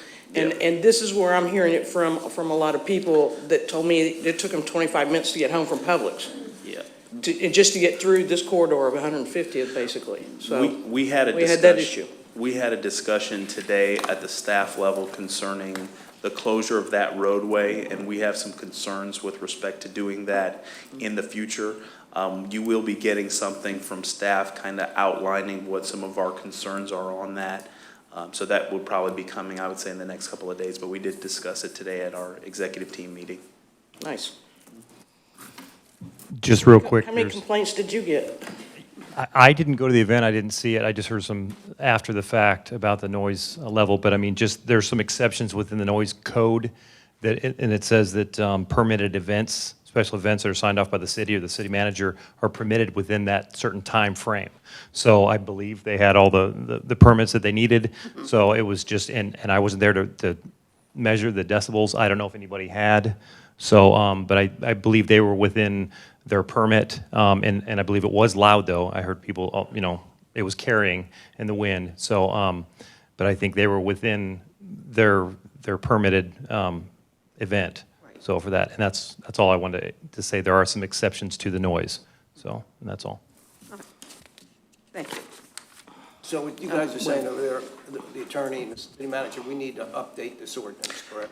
Yes, because this, if I'm not mistaken, and the attorney can opine on that, there was some Supreme Court ruling not too long ago about something similar to this. And so there's some things in there that we need to take some corrective measures and make sure that it's consistent with what our peer agencies are doing. And we can bring that back and then also work with law enforcement to make sure it's not something that's unenforceable or something that doesn't make sense, that we can't easily explain to those that are pulling permits for such events or having events where permits are not required per se. So we'll poll other cities and see what they do. Yeah, absolutely. I know you talked about the traffic and everything, but that was probably the first nice weekend we had in True. weeks. And for everyone to want to go to the beach, that was a real treat to go, That played into it about that I'm sure had a lot to do with the traffic to everyone coming into the city to enjoy the beach. Right. Correct. Hi, my name is Will Venziano. I'm here just representing the Block Party. I'd like to remind the committee that this was the second year we have done this. The first year, nothing really changed, except for this year it was a two-day event. I feel like a lot of the event is being overshadowed by this noise complaint. Again, I do agree that the traffic issue was an issue, but it wasn't due to our little concerts. The issue was due to the hundreds of thousands of people deciding to come to the beach that day along everybody else. In fact, that actually really hurt our event.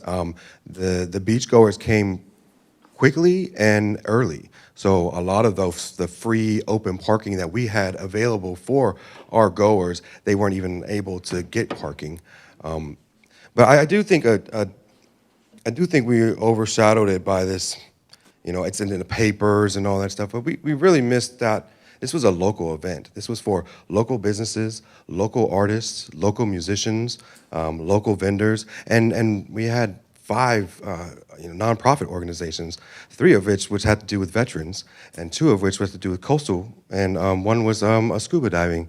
They certify handicapped scuba divers. So I think that trying to utilize it as kind of a moot point. I think we need to consider that it was a good event overall. There were no fights, there were no police calls, there were no ambulances, all in all, I talked to a couple of sheriffs, they said it was kind of a boring event. There was no action for them. So I just want to, let you guys keep that in mind next time when you guys go to, if we decide to do this again, just to keep in mind, yeah, maybe it was a little loud. We used a different music production company, and we won't be using them again. There were several times that I, personally had to go on stage and, turn the volume down myself, So, we do apologize for that, but overall, we thought it was a great event. A lot of people had a great time.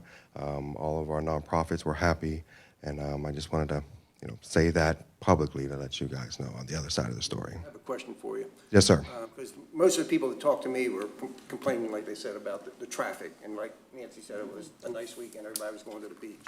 Why wasn't that held like in the parks? Well, I also want to remind you guys that we shut the street down every Wednesday, and once or twice a year for the craft fair, we shut it down for the whole entire weekend for traffic. It just, to me, had to be circumstances. It was just, all the planets aligned. It was like the first nice day after 2 months of like super cold snaps, and then we wake up in the morning. I had to go do drop-offs at the bank, and it took me 15 minutes to get over the bridge. And it wasn't because of the little event. It was because everybody, all the beaches were slammed. Treasure Island, St. Pete Beach, Indian Rocks Beach, everybody was slammed. There was no parking anywhere. It just happened to be a very good weekend. I picked a great weekend to do it. But, unfortunately, like any event, there's always going to be things that we can work on and we can make better. But you brought up all the businesses, it's good for all them. Well, it's the residents that live here. They're the ones that didn't enjoy it and didn't enjoy the traffic it helped create. So you need to take that into consideration too, because they live here. Yes, ma'am. I do agree with that. It's very hard to make everybody happy, but I do take that into consideration. Thank you. Thank you.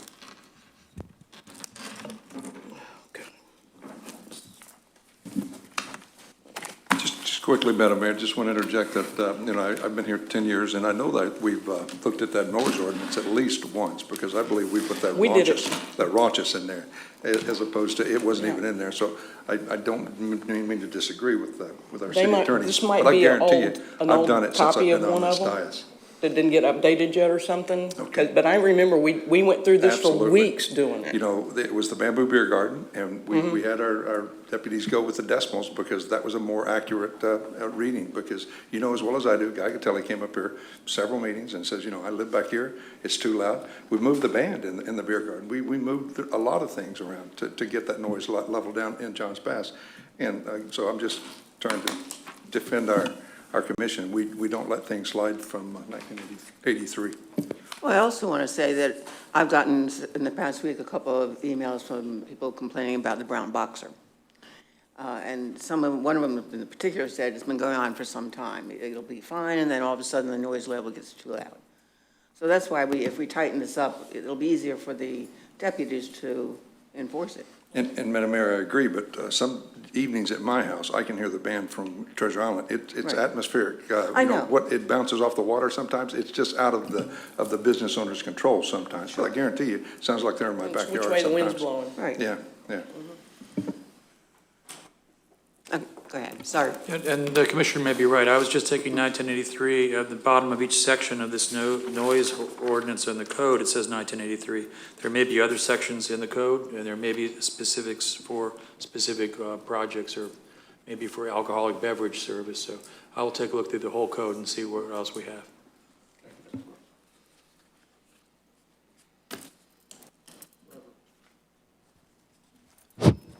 Robert Preston, 425 South Bayshore Drive.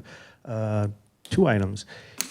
When my wife and I moved here, we went up and down the beaches. We were here on the weekends and stuff, and there was bands playing everywhere. And we still chose to live here. We understand that the noise was going to be here at different times. Every night, I hear John's Pass. Every night. Does it bother me? No. It's part of the community. And that's what we are. We're a place where people want to go. Madera Beach, because it's a fun place to be. And I have to reiterate on the nicest day we had had in weeks. And it was like ants coming out of an anthole. It was just unreal. And you couldn't go towards Treasure Island either, or any place else. We went on our boat. It was a little less congested. The other thing, I've heard statements hadn't been addressed since 1983. It may have been addressed, but just not changed. You know, I think some of the statements are saying that things are not, has never been addressed since 1983, I think is pretty ludicrous. I think it's been addressed, it just hasn't been changed. And there's probably a reason it hasn't been changed. So I think you need to be concerned about how you address things like that. Thank you.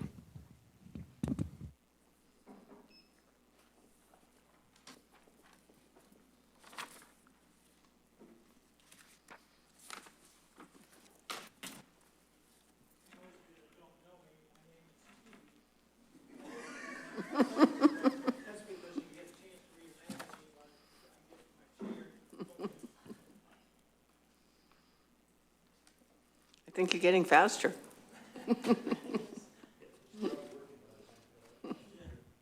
Well, I noticed there's always a delay on this thing turning on, so it's kind of fun to watch people fumble with it.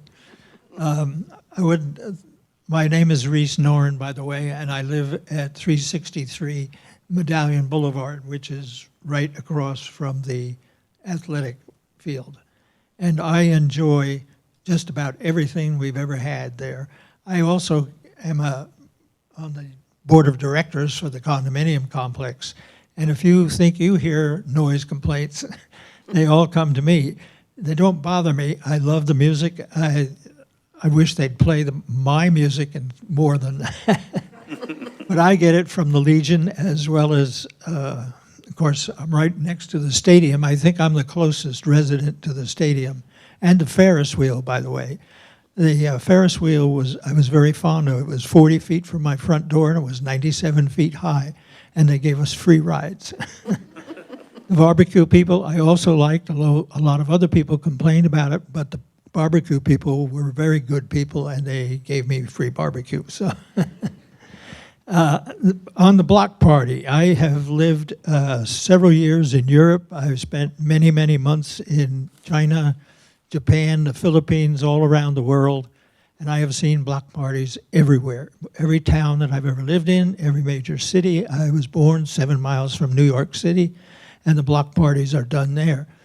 I have never seen, however, a block party where the residents had to pay a fee to walk on their sidewalk. I think that was a mistake. All of the block parties I've seen, of course, they're there to push their event, which is nothing wrong. As far as helping the merchants, I talked with one of the merchants and they told me they lost 67% of their business on Sunday. 2 days might be a little excessive. Say it didn't really bother me.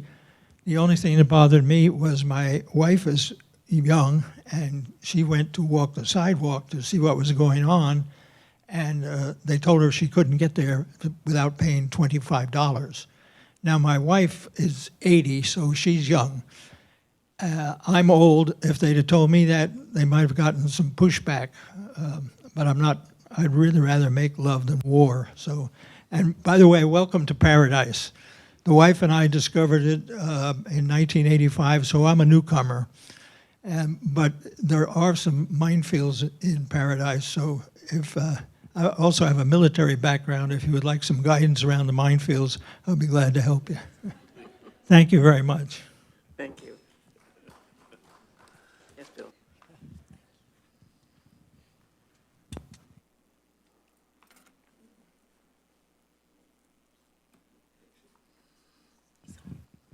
I'm Bill Carnes, 19424 Gulf Boulevard. Just a couple comments about the block party.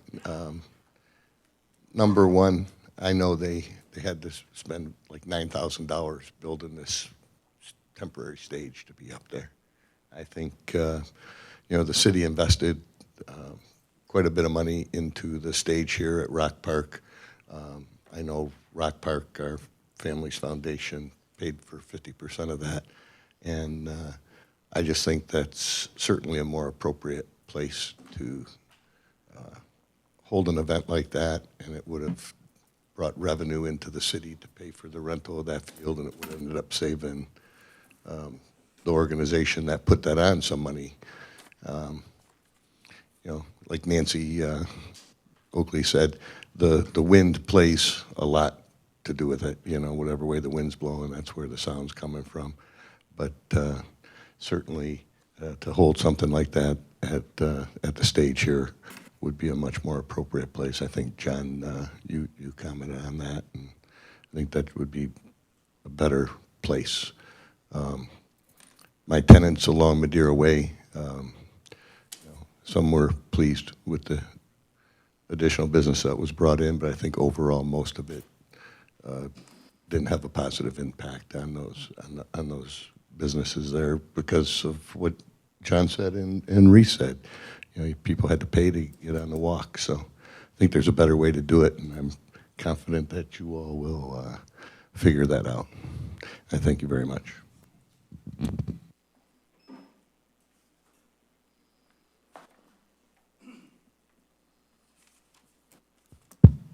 Just to jump in on his point with the park, we actually, in our planning meetings, the event meetings with Will and their staff, we did express some concerns about shutting the road down. It was something we had done before, and there was nothing last year to suggest that we shouldn't do it again. Obviously, we're at a different path now. In that meeting, we also discussed this field and this facility, and we said, we have this here. So knowing that if it is something they're interested in doing again, our plan was to discuss with them to have it here and not shut down that road. You know, we've discussed it with DOT, we've discussed it with just about everybody we can, and the consensus is all kind of pointing in the same direction. So the only challenge with that is now with the 3 softball tournaments that we're in the second of our third week, or going into our third weekend, having an event of that nature on the fields would mess with the integrity of the field that we are expecting to host NCAA athletes on it. So we would have to work with them just on the timing, which might bring you some warmer weather again, which is awesome. And then to touch on the last thing, I know the next conversation is about the fee schedule with Madeira Way. And they mentioned the craft fairs, his event, as well as, well, just that group. We do get a donation yearly from the craft fair each time they host out there of $2,000. And then their event, I gave an $1,000 donation to the recreation center as well. They realize, as we do, that there is no fee for that in the fee structure, and they understood our concerns that outside of the hard costs, that there was kind of a rental fee that should have been there. So they went with us to make that contribution to the city. So I just want to echo that. But we are moving forward. We are interested in looking at that event on the field if it's something that we feel, especially with the local impact on the local businesses, the local charities, and you're concerned with the residents. If we can find a way to pull more residents in and have a good time and continue to enjoy our park and everything else that they can do, then we'll make that happen with them. So. I had one question, because I brought this up a while back, but the food truck that's out there, it says it's charitable. It does on the. Oh yeah, I don't know anything about the food truck. Yeah. And it's got Army and all this, vet stuff looking on it, but they're not even incorporated in Sunbiz. They went defunct out of there, I believe, in 11. I had the paperwork, and I don't know what Daryl did with it. So. Somebody needs to vet these vendors that do go in there, because, if they're saying that they're a charitable organization and they're not doing anything charitable, they're lying to their customers. That's a fair point. We'll discuss that in our next get-together and, see who the proper channel is to take and look at that. Thank you.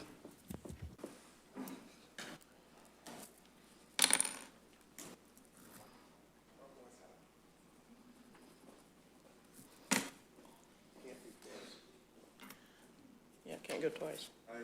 City attorney, We're on the same point.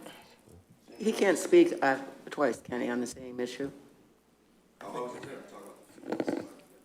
The fees is going to come up again later. Yeah, well, then We'll have more public hearings on fees. They're up next. Okay, that's coming up next. That's, okay.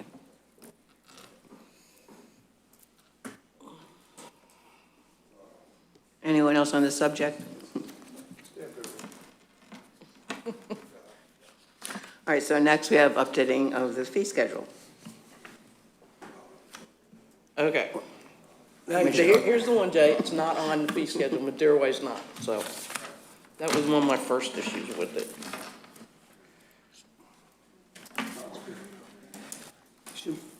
found out, okay, they had a credit card convenience fee, and I found out that's only in City Hall that they do that.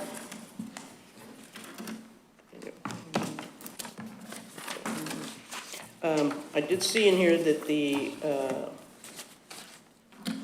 fire station has a CPR class, and it says residents are free and non-residents are 25. And I just wanted to know when it was, because I've never heard of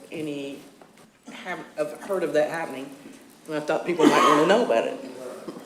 Yeah, I saw that too.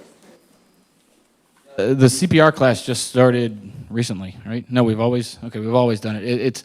It's now a monthly CPR class. Yeah, we just started promoting it. We've always had the class, well, not we, but the city has always had the class. We just started helping promote it. Do y'all do it, or does the fire department do it? The fire department hosts it. They host the class. The location varies depending on the availability of rooms. So. I just didn't know when it was, so that was just my question. Oh yeah, we've got a flyer for it pretty much everywhere we can. Yep, on our website, it goes out in the newsletter and everything else. So. I'll look for it there then. Okay.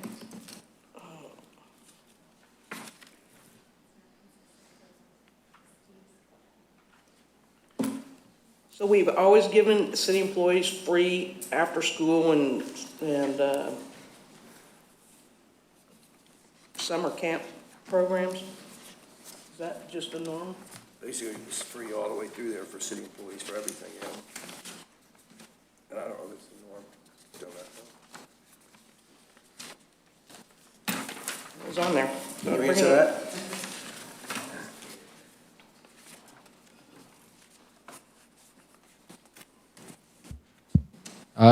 That's been something that in our 3.5, 4 years that we've been here, it's always been the policy.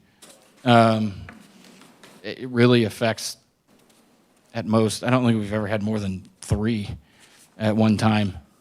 5. Yeah, summer camp's really the bigger one.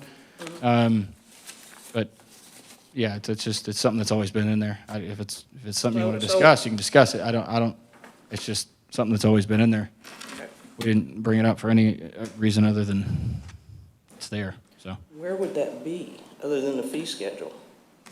That's where it should be. Would it have to? Employee handbook, maybe? I mean. Yes, that is in an employee handbook, and it is seen as an employee benefit.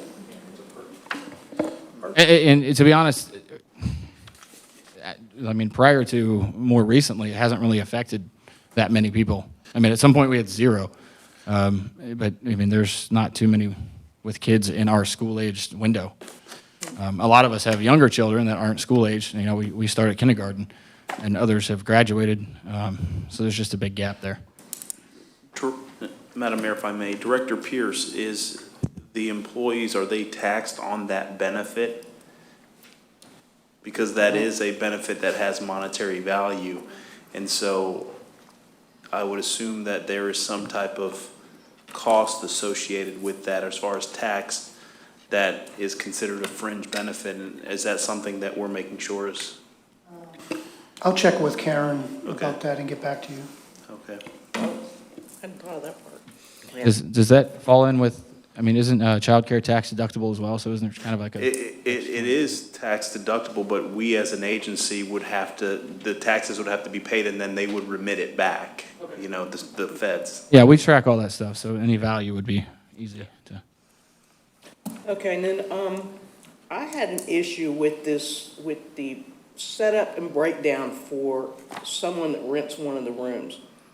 And, I mean, say they're just using, the Ocean Walk room, and it's $50 an hour. So now, well, actually, let me use the other one. The BOC View Hall is $100. So now you're gonna charge them $100 to set up? I think there needs to be a lower rate than for the setup of a room. What do you charge to set up for? There's tables, an event chairs. out here? We have a $100 setup fee for anything out here as well. And that's, if they rent their own chairs and tables, and there's not really a fee for that. But if they utilize the city's tables and chairs, which we have, and we set them up, take staff time to do that, that's why we charge that fee.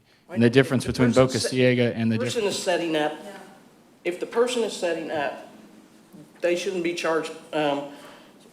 One person I do know was charged $300 for the room rental. And I believe it was that room over there. And then they got charged $300 an hour to set up. And I just thought that was so unfair. And we need to revisit this and look at it.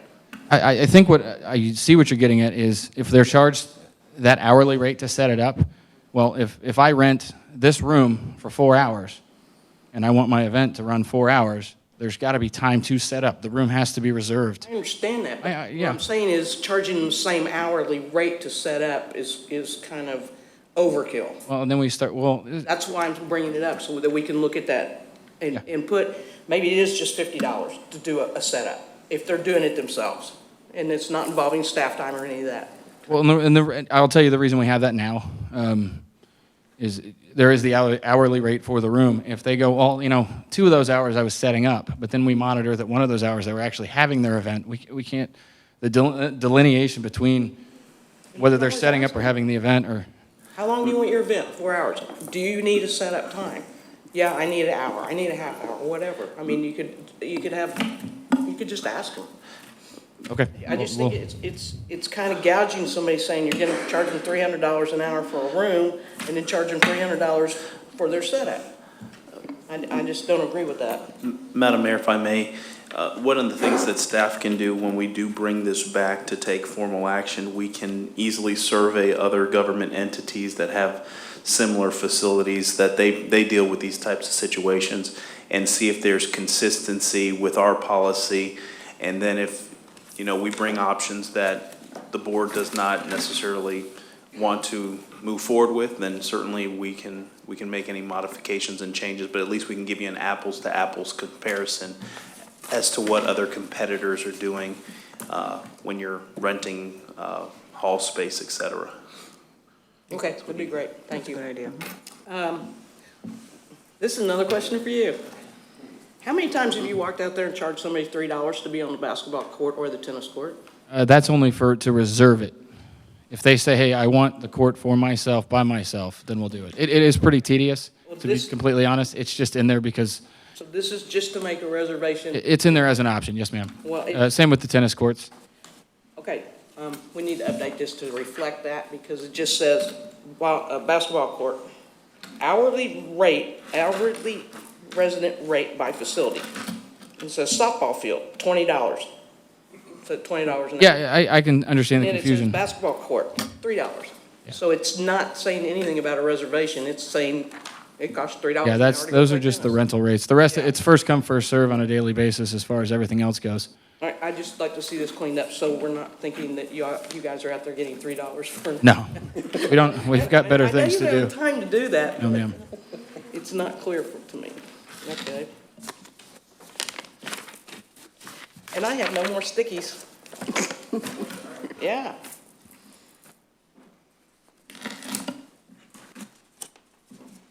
No? Okay. Any more discussion on the fee schedule then? It needs some help. Yes, obviously. And it will get help. Do we need to, with the fee thing, hold off on that until they bring it back to us and then also put it into an ordinance? Yes. Yeah. Before we move on? Our recommendation is certainly, we're doing some research to make sure that there is not an existing fee ordinance. What we've seen is that this item was going to come forward in a resolution. And so in my conversation with the executive management team and the city clerk, we're all in agreement that it needs to be memorialized in a or in an ordinance and codified so it can be posted on the website easier. It's easier to find, plus developers, when they're looking at fees and all that, it's all right there. So it just makes things a little bit easier. And in the event that there is any changes or recommended changes, you go through the process to change an ordinance, which requires 2 readings, et cetera. So yeah, we're going to do some homework on this and bring back some options on some of the items that the board communicated some concerns about, so you have some apples to apples comparison, so we can get this moving forward sooner rather than later, because the finance director certainly would like to see this move forward, because there is some lost revenue that we're experiencing because of not adopting this, but we do want to make sure we do it right and do it right the first time. Thank you. Next item is missing emails.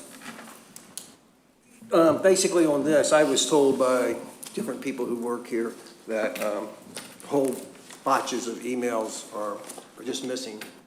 And I'm talking to the city clerk. She said they're working on that. A lot of them is like in 2016, they didn't get to the server or something like that. Is that what you said? No, I'll comment on that. Thank you. We're in the process of creating and bringing forth a public records policy to the commission. And the consultant that is working on that had some questions, and he had me to send them to the network people. And one of the questions was if, what type of archival system we had, basically. And if an email was deleted, could we recapture it? And they responded back that the city did not start using an archival system in 2016. So apparently, from that, the network people were not protecting the city before then, as far as archival. So if there were any emails deleted, there's a possibility that they could not be captured because the archival system was not in place by them before 2016. Could we bring in a forensic auditor to try to find them? What can we do? I mean, from what people said to me, some of the people that work here said, you know, we might be missing April and May of 2017 or something like that. I'm just making those dates up, but along that line, there's just chunks missing here and there and stuff like that. What do we need to do to find those emails, I guess is what I'm trying to figure out, what we do and what we can do. The city manager has asked me to contact Barbara Peterson, which is I think the president of the Sunshine Amendment Foundation. She's going to give us guidance on that, and we'll report that back to the commission. Okay, thank you. Thank you.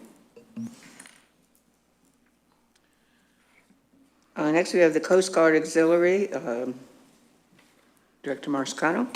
I'm sorry, I did not get a chance to meet with Commander, his name escapes me right now, I'm sorry, but I didn't have a chance to, I wanted to refer this to the next workshop if I could. Okay. Thank you. Fine. Next, we've got Zumba, Bridge, and Kids. That sounds like a combination. Commissioner Oakley. Jay, sorry. I met with Barbara, who plays, and then Roger Pryor and the people that do the bridge thing for like an hour.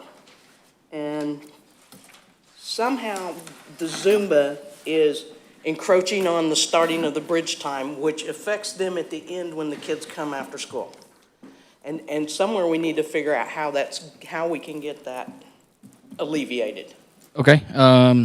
Just to give you guys kind of an update and an idea on this, we last met with the bridge and Zumba instructor, Roger and Diane, and then as well as the Zumba instructor in October, and came up with a solution. Prior to that, we probably spent 3 or 4 months of shuffling the Zumba class back and forth between the buildings, the bridge players back and forth between the buildings, and figuring out what to do with the children. To be totally honest, that 4 months was inconvenient for everybody, and I've expressed that to the bridge folks, our Zumba instructor.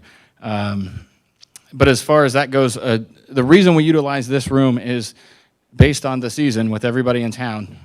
There are quite a few more Zumba participants for the one class that they have, and to make this work, they've actually moved their class up 30 minutes to allow for the bridge players. And then as far as the kids go, we have the middle schoolers in this room. By having them over here, it allows our license to hold more people or more children in that room due to the constraints with the new construction of this building going way back. But allows us to split that up and helps with the revenue of that, considering we have middle schoolers and elementary kids who are siblings and in both buildings. If we had all of those kids in the same building, we would be over our license number and would not be able to host them. So the effect that we have on all of those kids in both buildings is the reason we are at this point. As far as I was to understand through my conversation with Diane and Roger, is that things had been, and I know that we dedicate staff to help switch out right at 11 o'clock when they're ready to go, or 10 o'clock, 11 11, sorry. We have our staff meeting at 10 on Tuesdays, if I remember it.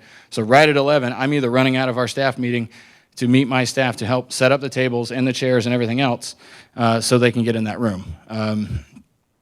So basically, we are end to end. It's 10 to 11, 11 to 2:45, and then 2:45 to 3, or 2:45 to 6. So that room is full that one day a week that it's an issue as far as Zumba. And then the rest of the week, it's just the card players and the kids, and they can go a little bit earlier. Some of the concerns that we dealt with were, we do have, there is a revenue side with the kids, there's a revenue side with Zumba, and there's some revenue attached to the card players. I don't want to dumb it down to that. It's a community room. We're trying to make use of it and share completely across the board.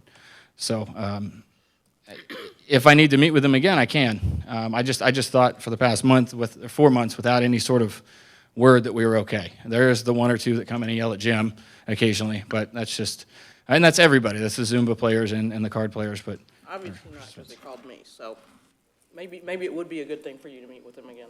okay, and I can tell you this: as soon as the season dies down and people start leaving town, Zumba goes back over there, and the card players get the room for the other 8 months out of the year without any issue. So it is just 4 months? Well, yeah, whatever the heavy season is for Zumba, and then the kids are the kids, and we're actively seeking alternatives for that. Obviously that room wasn't constructed for that, but it's what we have. The program, the staff that we have running and operating that program are doing so well that the word is getting out, and parents want to send their kids here.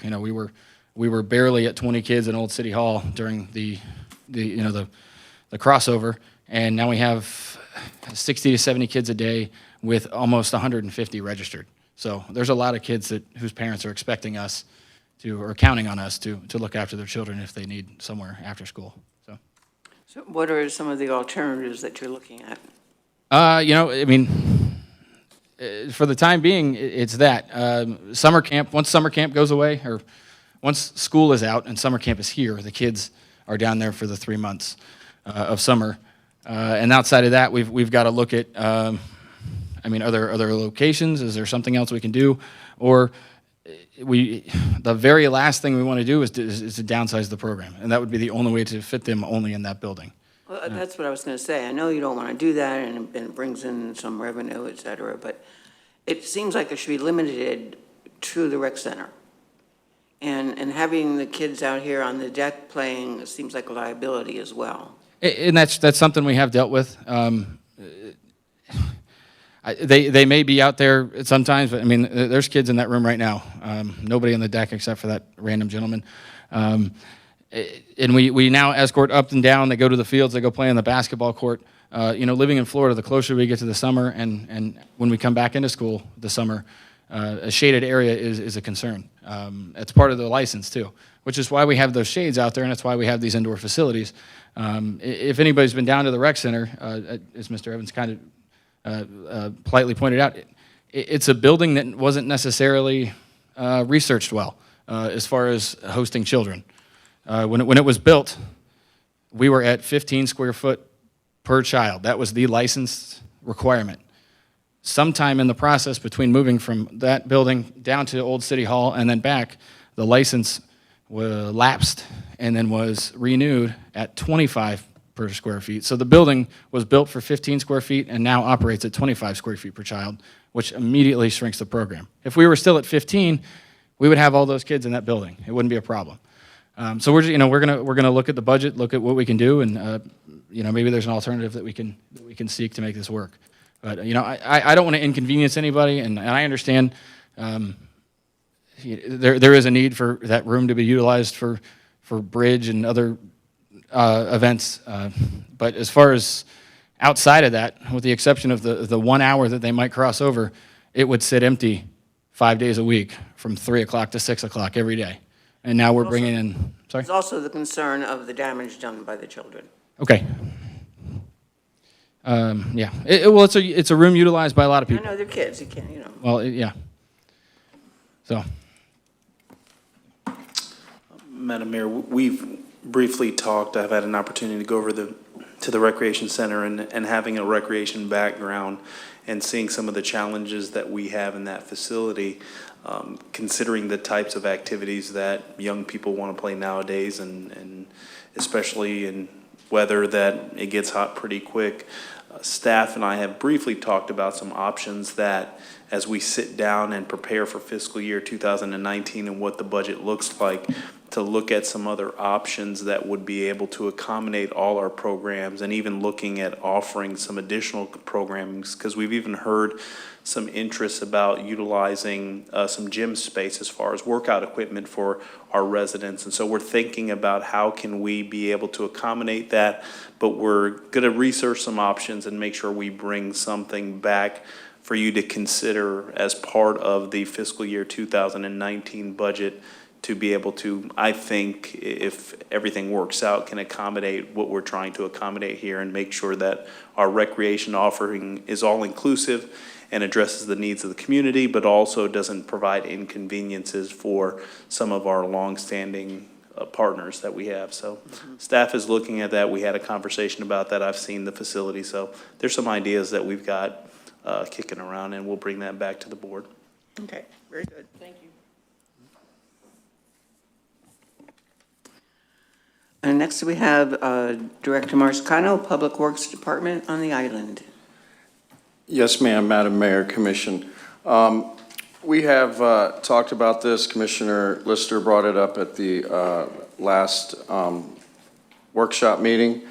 Since then, I've had an opportunity to meet with Mr. Evans, and I would really like to bring him up to speed. We have an idea for a 50 by 50 building to go on the current pad that's there, but with that being said, we're actively pursuing this. I would really like to spend some time with him. I think we're going to do that tomorrow, and bring him up to speed on it, and that would be with leaving the garbage trucks at the same location. All right, If what that's would, okay what would with go the on board. that 50 by 50 pad? Excuse me? What would you put there? A metal building. And what would you put in the building? All of our public works, which is currently off of the island, Okay, and our mechanic and all of our emergency equipment. We have quite a bit stored off the island. What's the financial impact? We have $200,000 budgeted in this year's budget. We do not have the financial impact of that yet, but it's a metal building. Once again, if you give us the opportunity as staff to pull some more information together, get Mr. Evans up to speed on it, I think we'll come back with some results that'll make everybody happy. great. If you would please, thank you. It works. All right, and last on the agenda is, again, Captain Dave Marsicano, John's Pass Power. I'm going to go up for the dais for this and pray that this thing keeps going.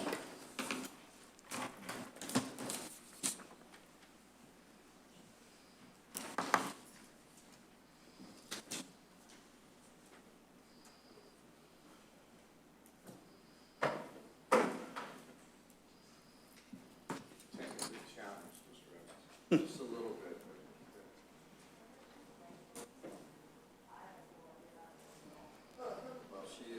Why I bring this up, I would like to comment on the last workshop and the things that we discussed. All of them have been addressed. I would like to say that we've had a couple of cases turned into code enforcement,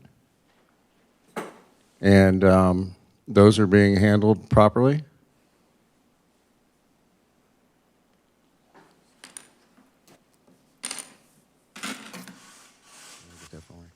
I did meet with one of the property owners on Pelican Lane, however, about the sidewalk.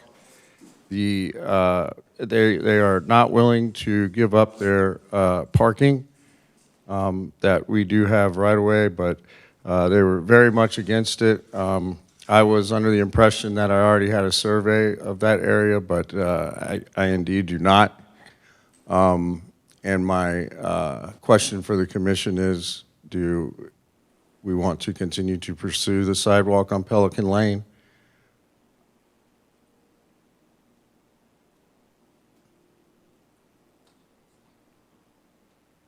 No? Repeat that. We can't do it without their permission, is that correct?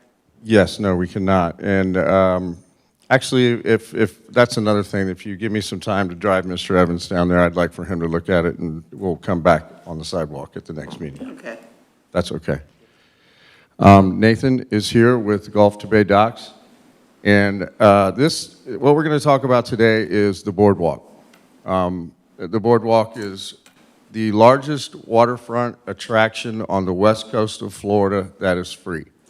It gets quite a bit of use, very popular. So with the issues we're having with the sand coming into Johns Pass, I had the opportunity to be underneath the boardwalk recently and noticed we have had some issues with the pilings. And I want Nathan to come up and explain to you exactly what the issues are and how we can move forward with it. Hi, good evening. My name's Nathan. I'm at the Coffin Bay Dock Wraps. What our business consists of is going and partnering with dock builders across the Gulf Coast of Florida and helping people maintain the integrity of their docks. Now, the problem that we have with the Johns Pass Boardwalk is we have developed over the past 5 to 7 years a problem within our waters called boring worms. Boring worms is a species from Asia. We don't know much about it.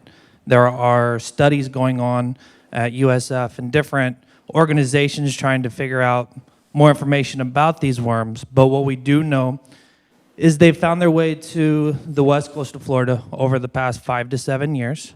They're an aggressive breed of worms that finds their way to our pilings and our wood structures within the water, and they bore holes in the pilings. Think of it as a wood bee.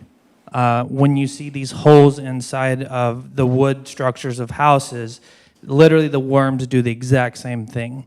They bore inside the piling, and then they work their way up, hollowing out the piling, and before you know it, the docks and structures collapse. So what we do is we go through, number one, we're divers, so we're in the water. We examine the pilings from the surface all the way up to the stringers, which is the bottom level of the docks.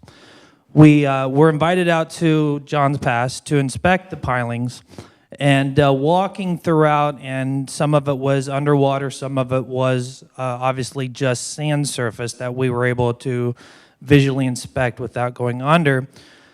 We encountered several of these pilings that have already been exposed to the worm damage. Now, there are different levels of worm damage. The worms can go inside of the pilings and they can get started, which is what's happening right now within Johns Pass Boardwalk. And then there's complete, absolute destruction, which we recommend having a dock builder such as Doug Spiller or some other dock builder come through and completely rip them out and restore the integrity of the boardwalk. The different things that we have to offer, a great example is this nice little dock out here to the side of us. Those pilings right there are wrapped. What we do is we come through, we scrape all of the barnacles, all of the everything that's not supposed to belong on the piling off. And then we go through with a 3 to 4 different layer wrap. What it does is it completely seals off the piling from any oxygen, which allows the worms to survive. And then we preserve it on the outside with a hard layer of wrap, which you see on these pilings out here. Some of the pilings have gone above and beyond that point, and they will need to be jacketed.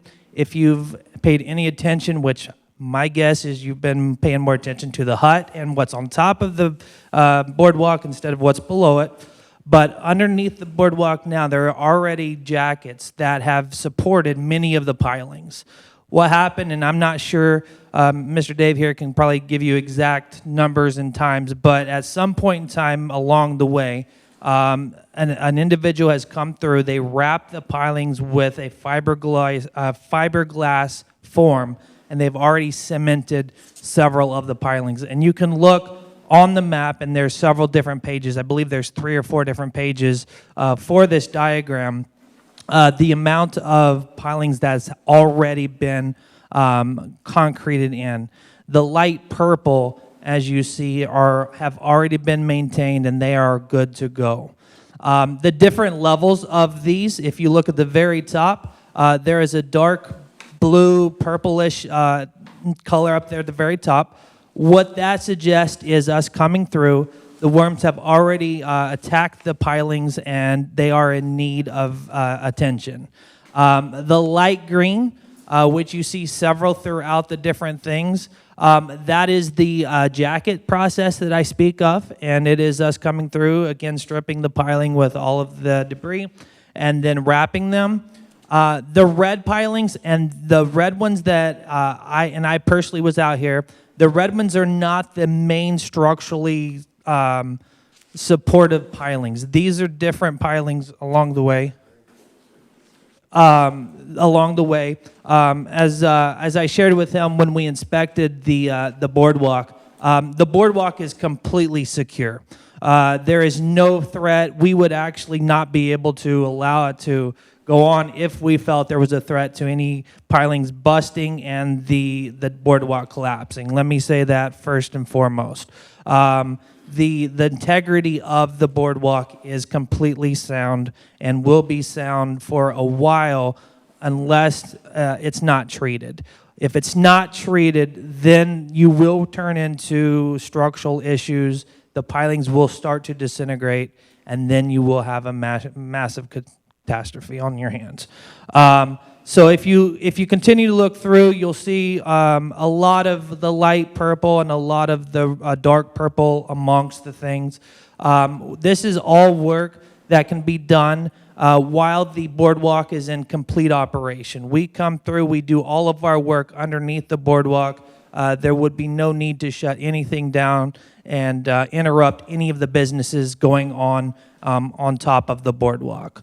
So if you continue to look throughout the diagrams, this gives you an actual understanding of the color coding on the drawings you have in front of you.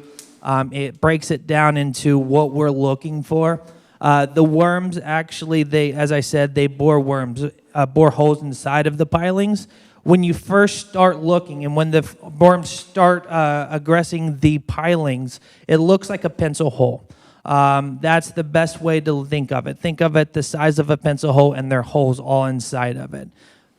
Why are they worse down by friendly fishing? Well, again, there's studies going on, and I don't know. A lot of it has to do when a dock builder comes in and builds a dock. They will gain materials from all over. Different materials are treated differently in different locations. Now, I don't know if that is a later version, if that is one of the newer parts of the boardwalk, because in today's society, obviously the EPA has regulated what we can put in our pilings and what can be exposed to our waters. And so there are many different reasons. Again, I don't know why the worms attack differently in different times. All I know is the after effect, and the studies going on. Hopefully within a few years we'll be able to understand more why.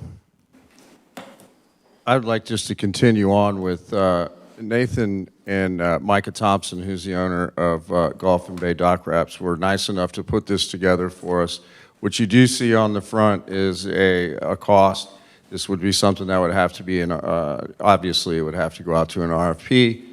But we had to start somewhere. I needed to know the condition of the poles. I needed to know where we were at. And this was the way to get this started. I wanted to make the commission aware of what was going on and that we will be meeting with Mr. Evans to continue discussing this and how we're going to move forward. So once again, more of an information session with Mr. Evans' guidance. We'll put together what we need to, and also its financial impact, which we'll have to talk to Walt about. This doesn't, Yes. this is just the boardwalk, it doesn't include This the is- docks that go out. Right. The docks that go out are privately owned. Privately, okay. They're all privately owned. And why you see the boardwalk is in really good shape. It's just that it's been, they attacked one section when it was a problem and didn't worry about the other section. That's why you see it that way. We need to look at it globally and get it done right. Please. I agree, but I think we should look at assessing the village property owners again. We did that back, when did we do that? That was originally we when they redid built the the boardwalk the last boardwalk time. in It was either in 6 or 7, somewhere back in there. it's in the 90s. Well, we did something about assessing them down there for something. No, ma'am. Yeah, we did. When I was on the board before, yes, we did. We never assessed anybody since '92. We got sued and we lost. The homeowners said, you know, this is a city-owned dock. You guys have to pay for it. Go down that road. Don't want to do that again.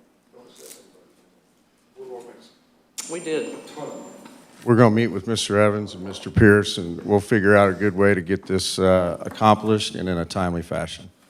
We're currently doing that in our condominium, and obviously the homeowners were assessed, but if the city owns the dock, I don't know how we can assess the, The city absolutely owns the boardwalk. it's got to be our responsibility. Yes, ma'am. Okay. I'd like to thank Nathan once again for coming down today to talk to us. I really appreciate it. Their company is one of the best in the business, and for them to come down to do this was very gracious. Thanks for your time today, Madam Mayor. Thank you. I just have one more quick item I'd like to bring up. I had one more too. Okay. I got an email from someone asking, why don't we have any welcome signs as you come into Madeira Beach from any entrance? And I remember this maybe a year or so ago being brought up by the commission, and I don't know where it went, obviously nowhere. Yes, it did. Oh, it did? It was brought up back when Martha Foos was on the commission. Excuse me. And Charlie Parker called it Martha's sign, and it was the one to be put over here. Do you remember that? Yes, ma'am, I do remember that. We have there's a sign going in the median on 150th across from Publix. We have already made application for that. We're with CPWG's doing that work for us. We already have a PO, Walt, I believe. That is something that we just received artwork on last week, I believe. Oh, I'd cool. like a chance to present it to the new city manager, and the other sign, which is faithfully known as Martha's. That also will be going in, and those two permits are active right now. So Where will that the can didn't get kicked down the road. We're taking care of it. All right, where's the second sign going?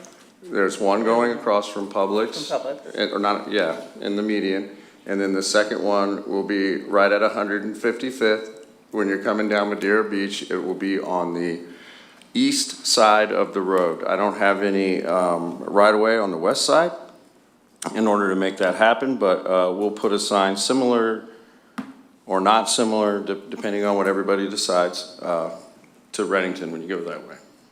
That's on Gulf Boulevard then? Yes, ma'am. Okay. And I was just curious, it looks like it's all being taken care of, but I noticed of the walkover bridge by the school, there's some signs about events. Can't we utilize that for some kind of a welcome sign as well? We have talked to DOT about that, and there is a huge expense attached to that sign, and that's how I wound up at 150th across from Publix in the median.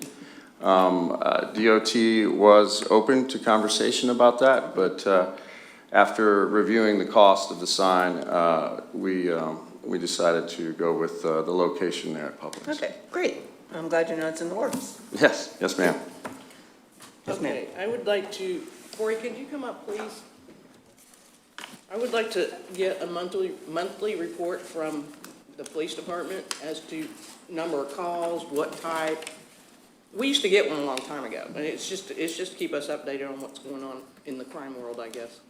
I don't have a monthly report. I mean, we have our community policing report. We don't do a weekly, but as far as the calls for service on the road, I would have to request that.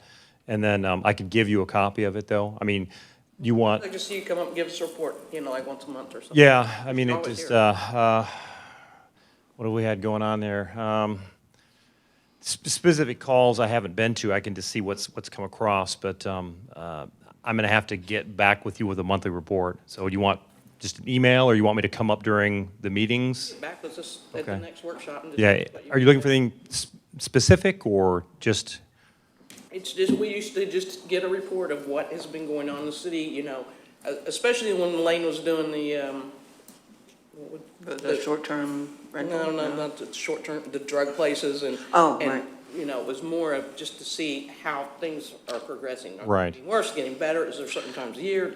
That kind of thing. Okay. And it's just to know. Yeah, we can put that together. That's not a problem.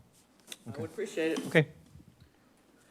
And then one other thing, not for you, but one other thing I want to put on the agenda somewhere is to talk to the school Thank you. board, talk to the college, and talk to Bay Pines about getting a sidewalk from Madeira Beach Middle School to Bay Pines. Because there's too many people walk down the middle of that road, they ride their bike on it. There's no good way to get to that area, whether you're going to Bay Pines to go to Bay Pines, or you want to go to Walmart. Right. And it would just be a great bike path for people over here to get back and forth, and it'd be a lot safer for them. But I think it's going to take those three entities plus us to get somebody to look at it. Okay. What I will do is I will get with Linda, and we will draft a letter and say that we would like to have some type of conversation and dialogue on that particular topic, and then report back kind of what the response is and see if we can get some traction on that issue. Because it's really a safety issue on that. I'd appreciate it.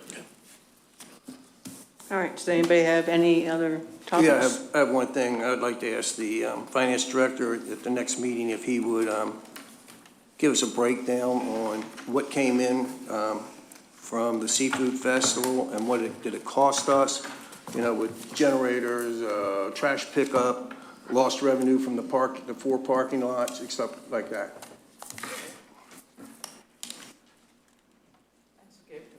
No, what we lost. No, I don't know how much we lost. Okay, so that's a loss versus what came in.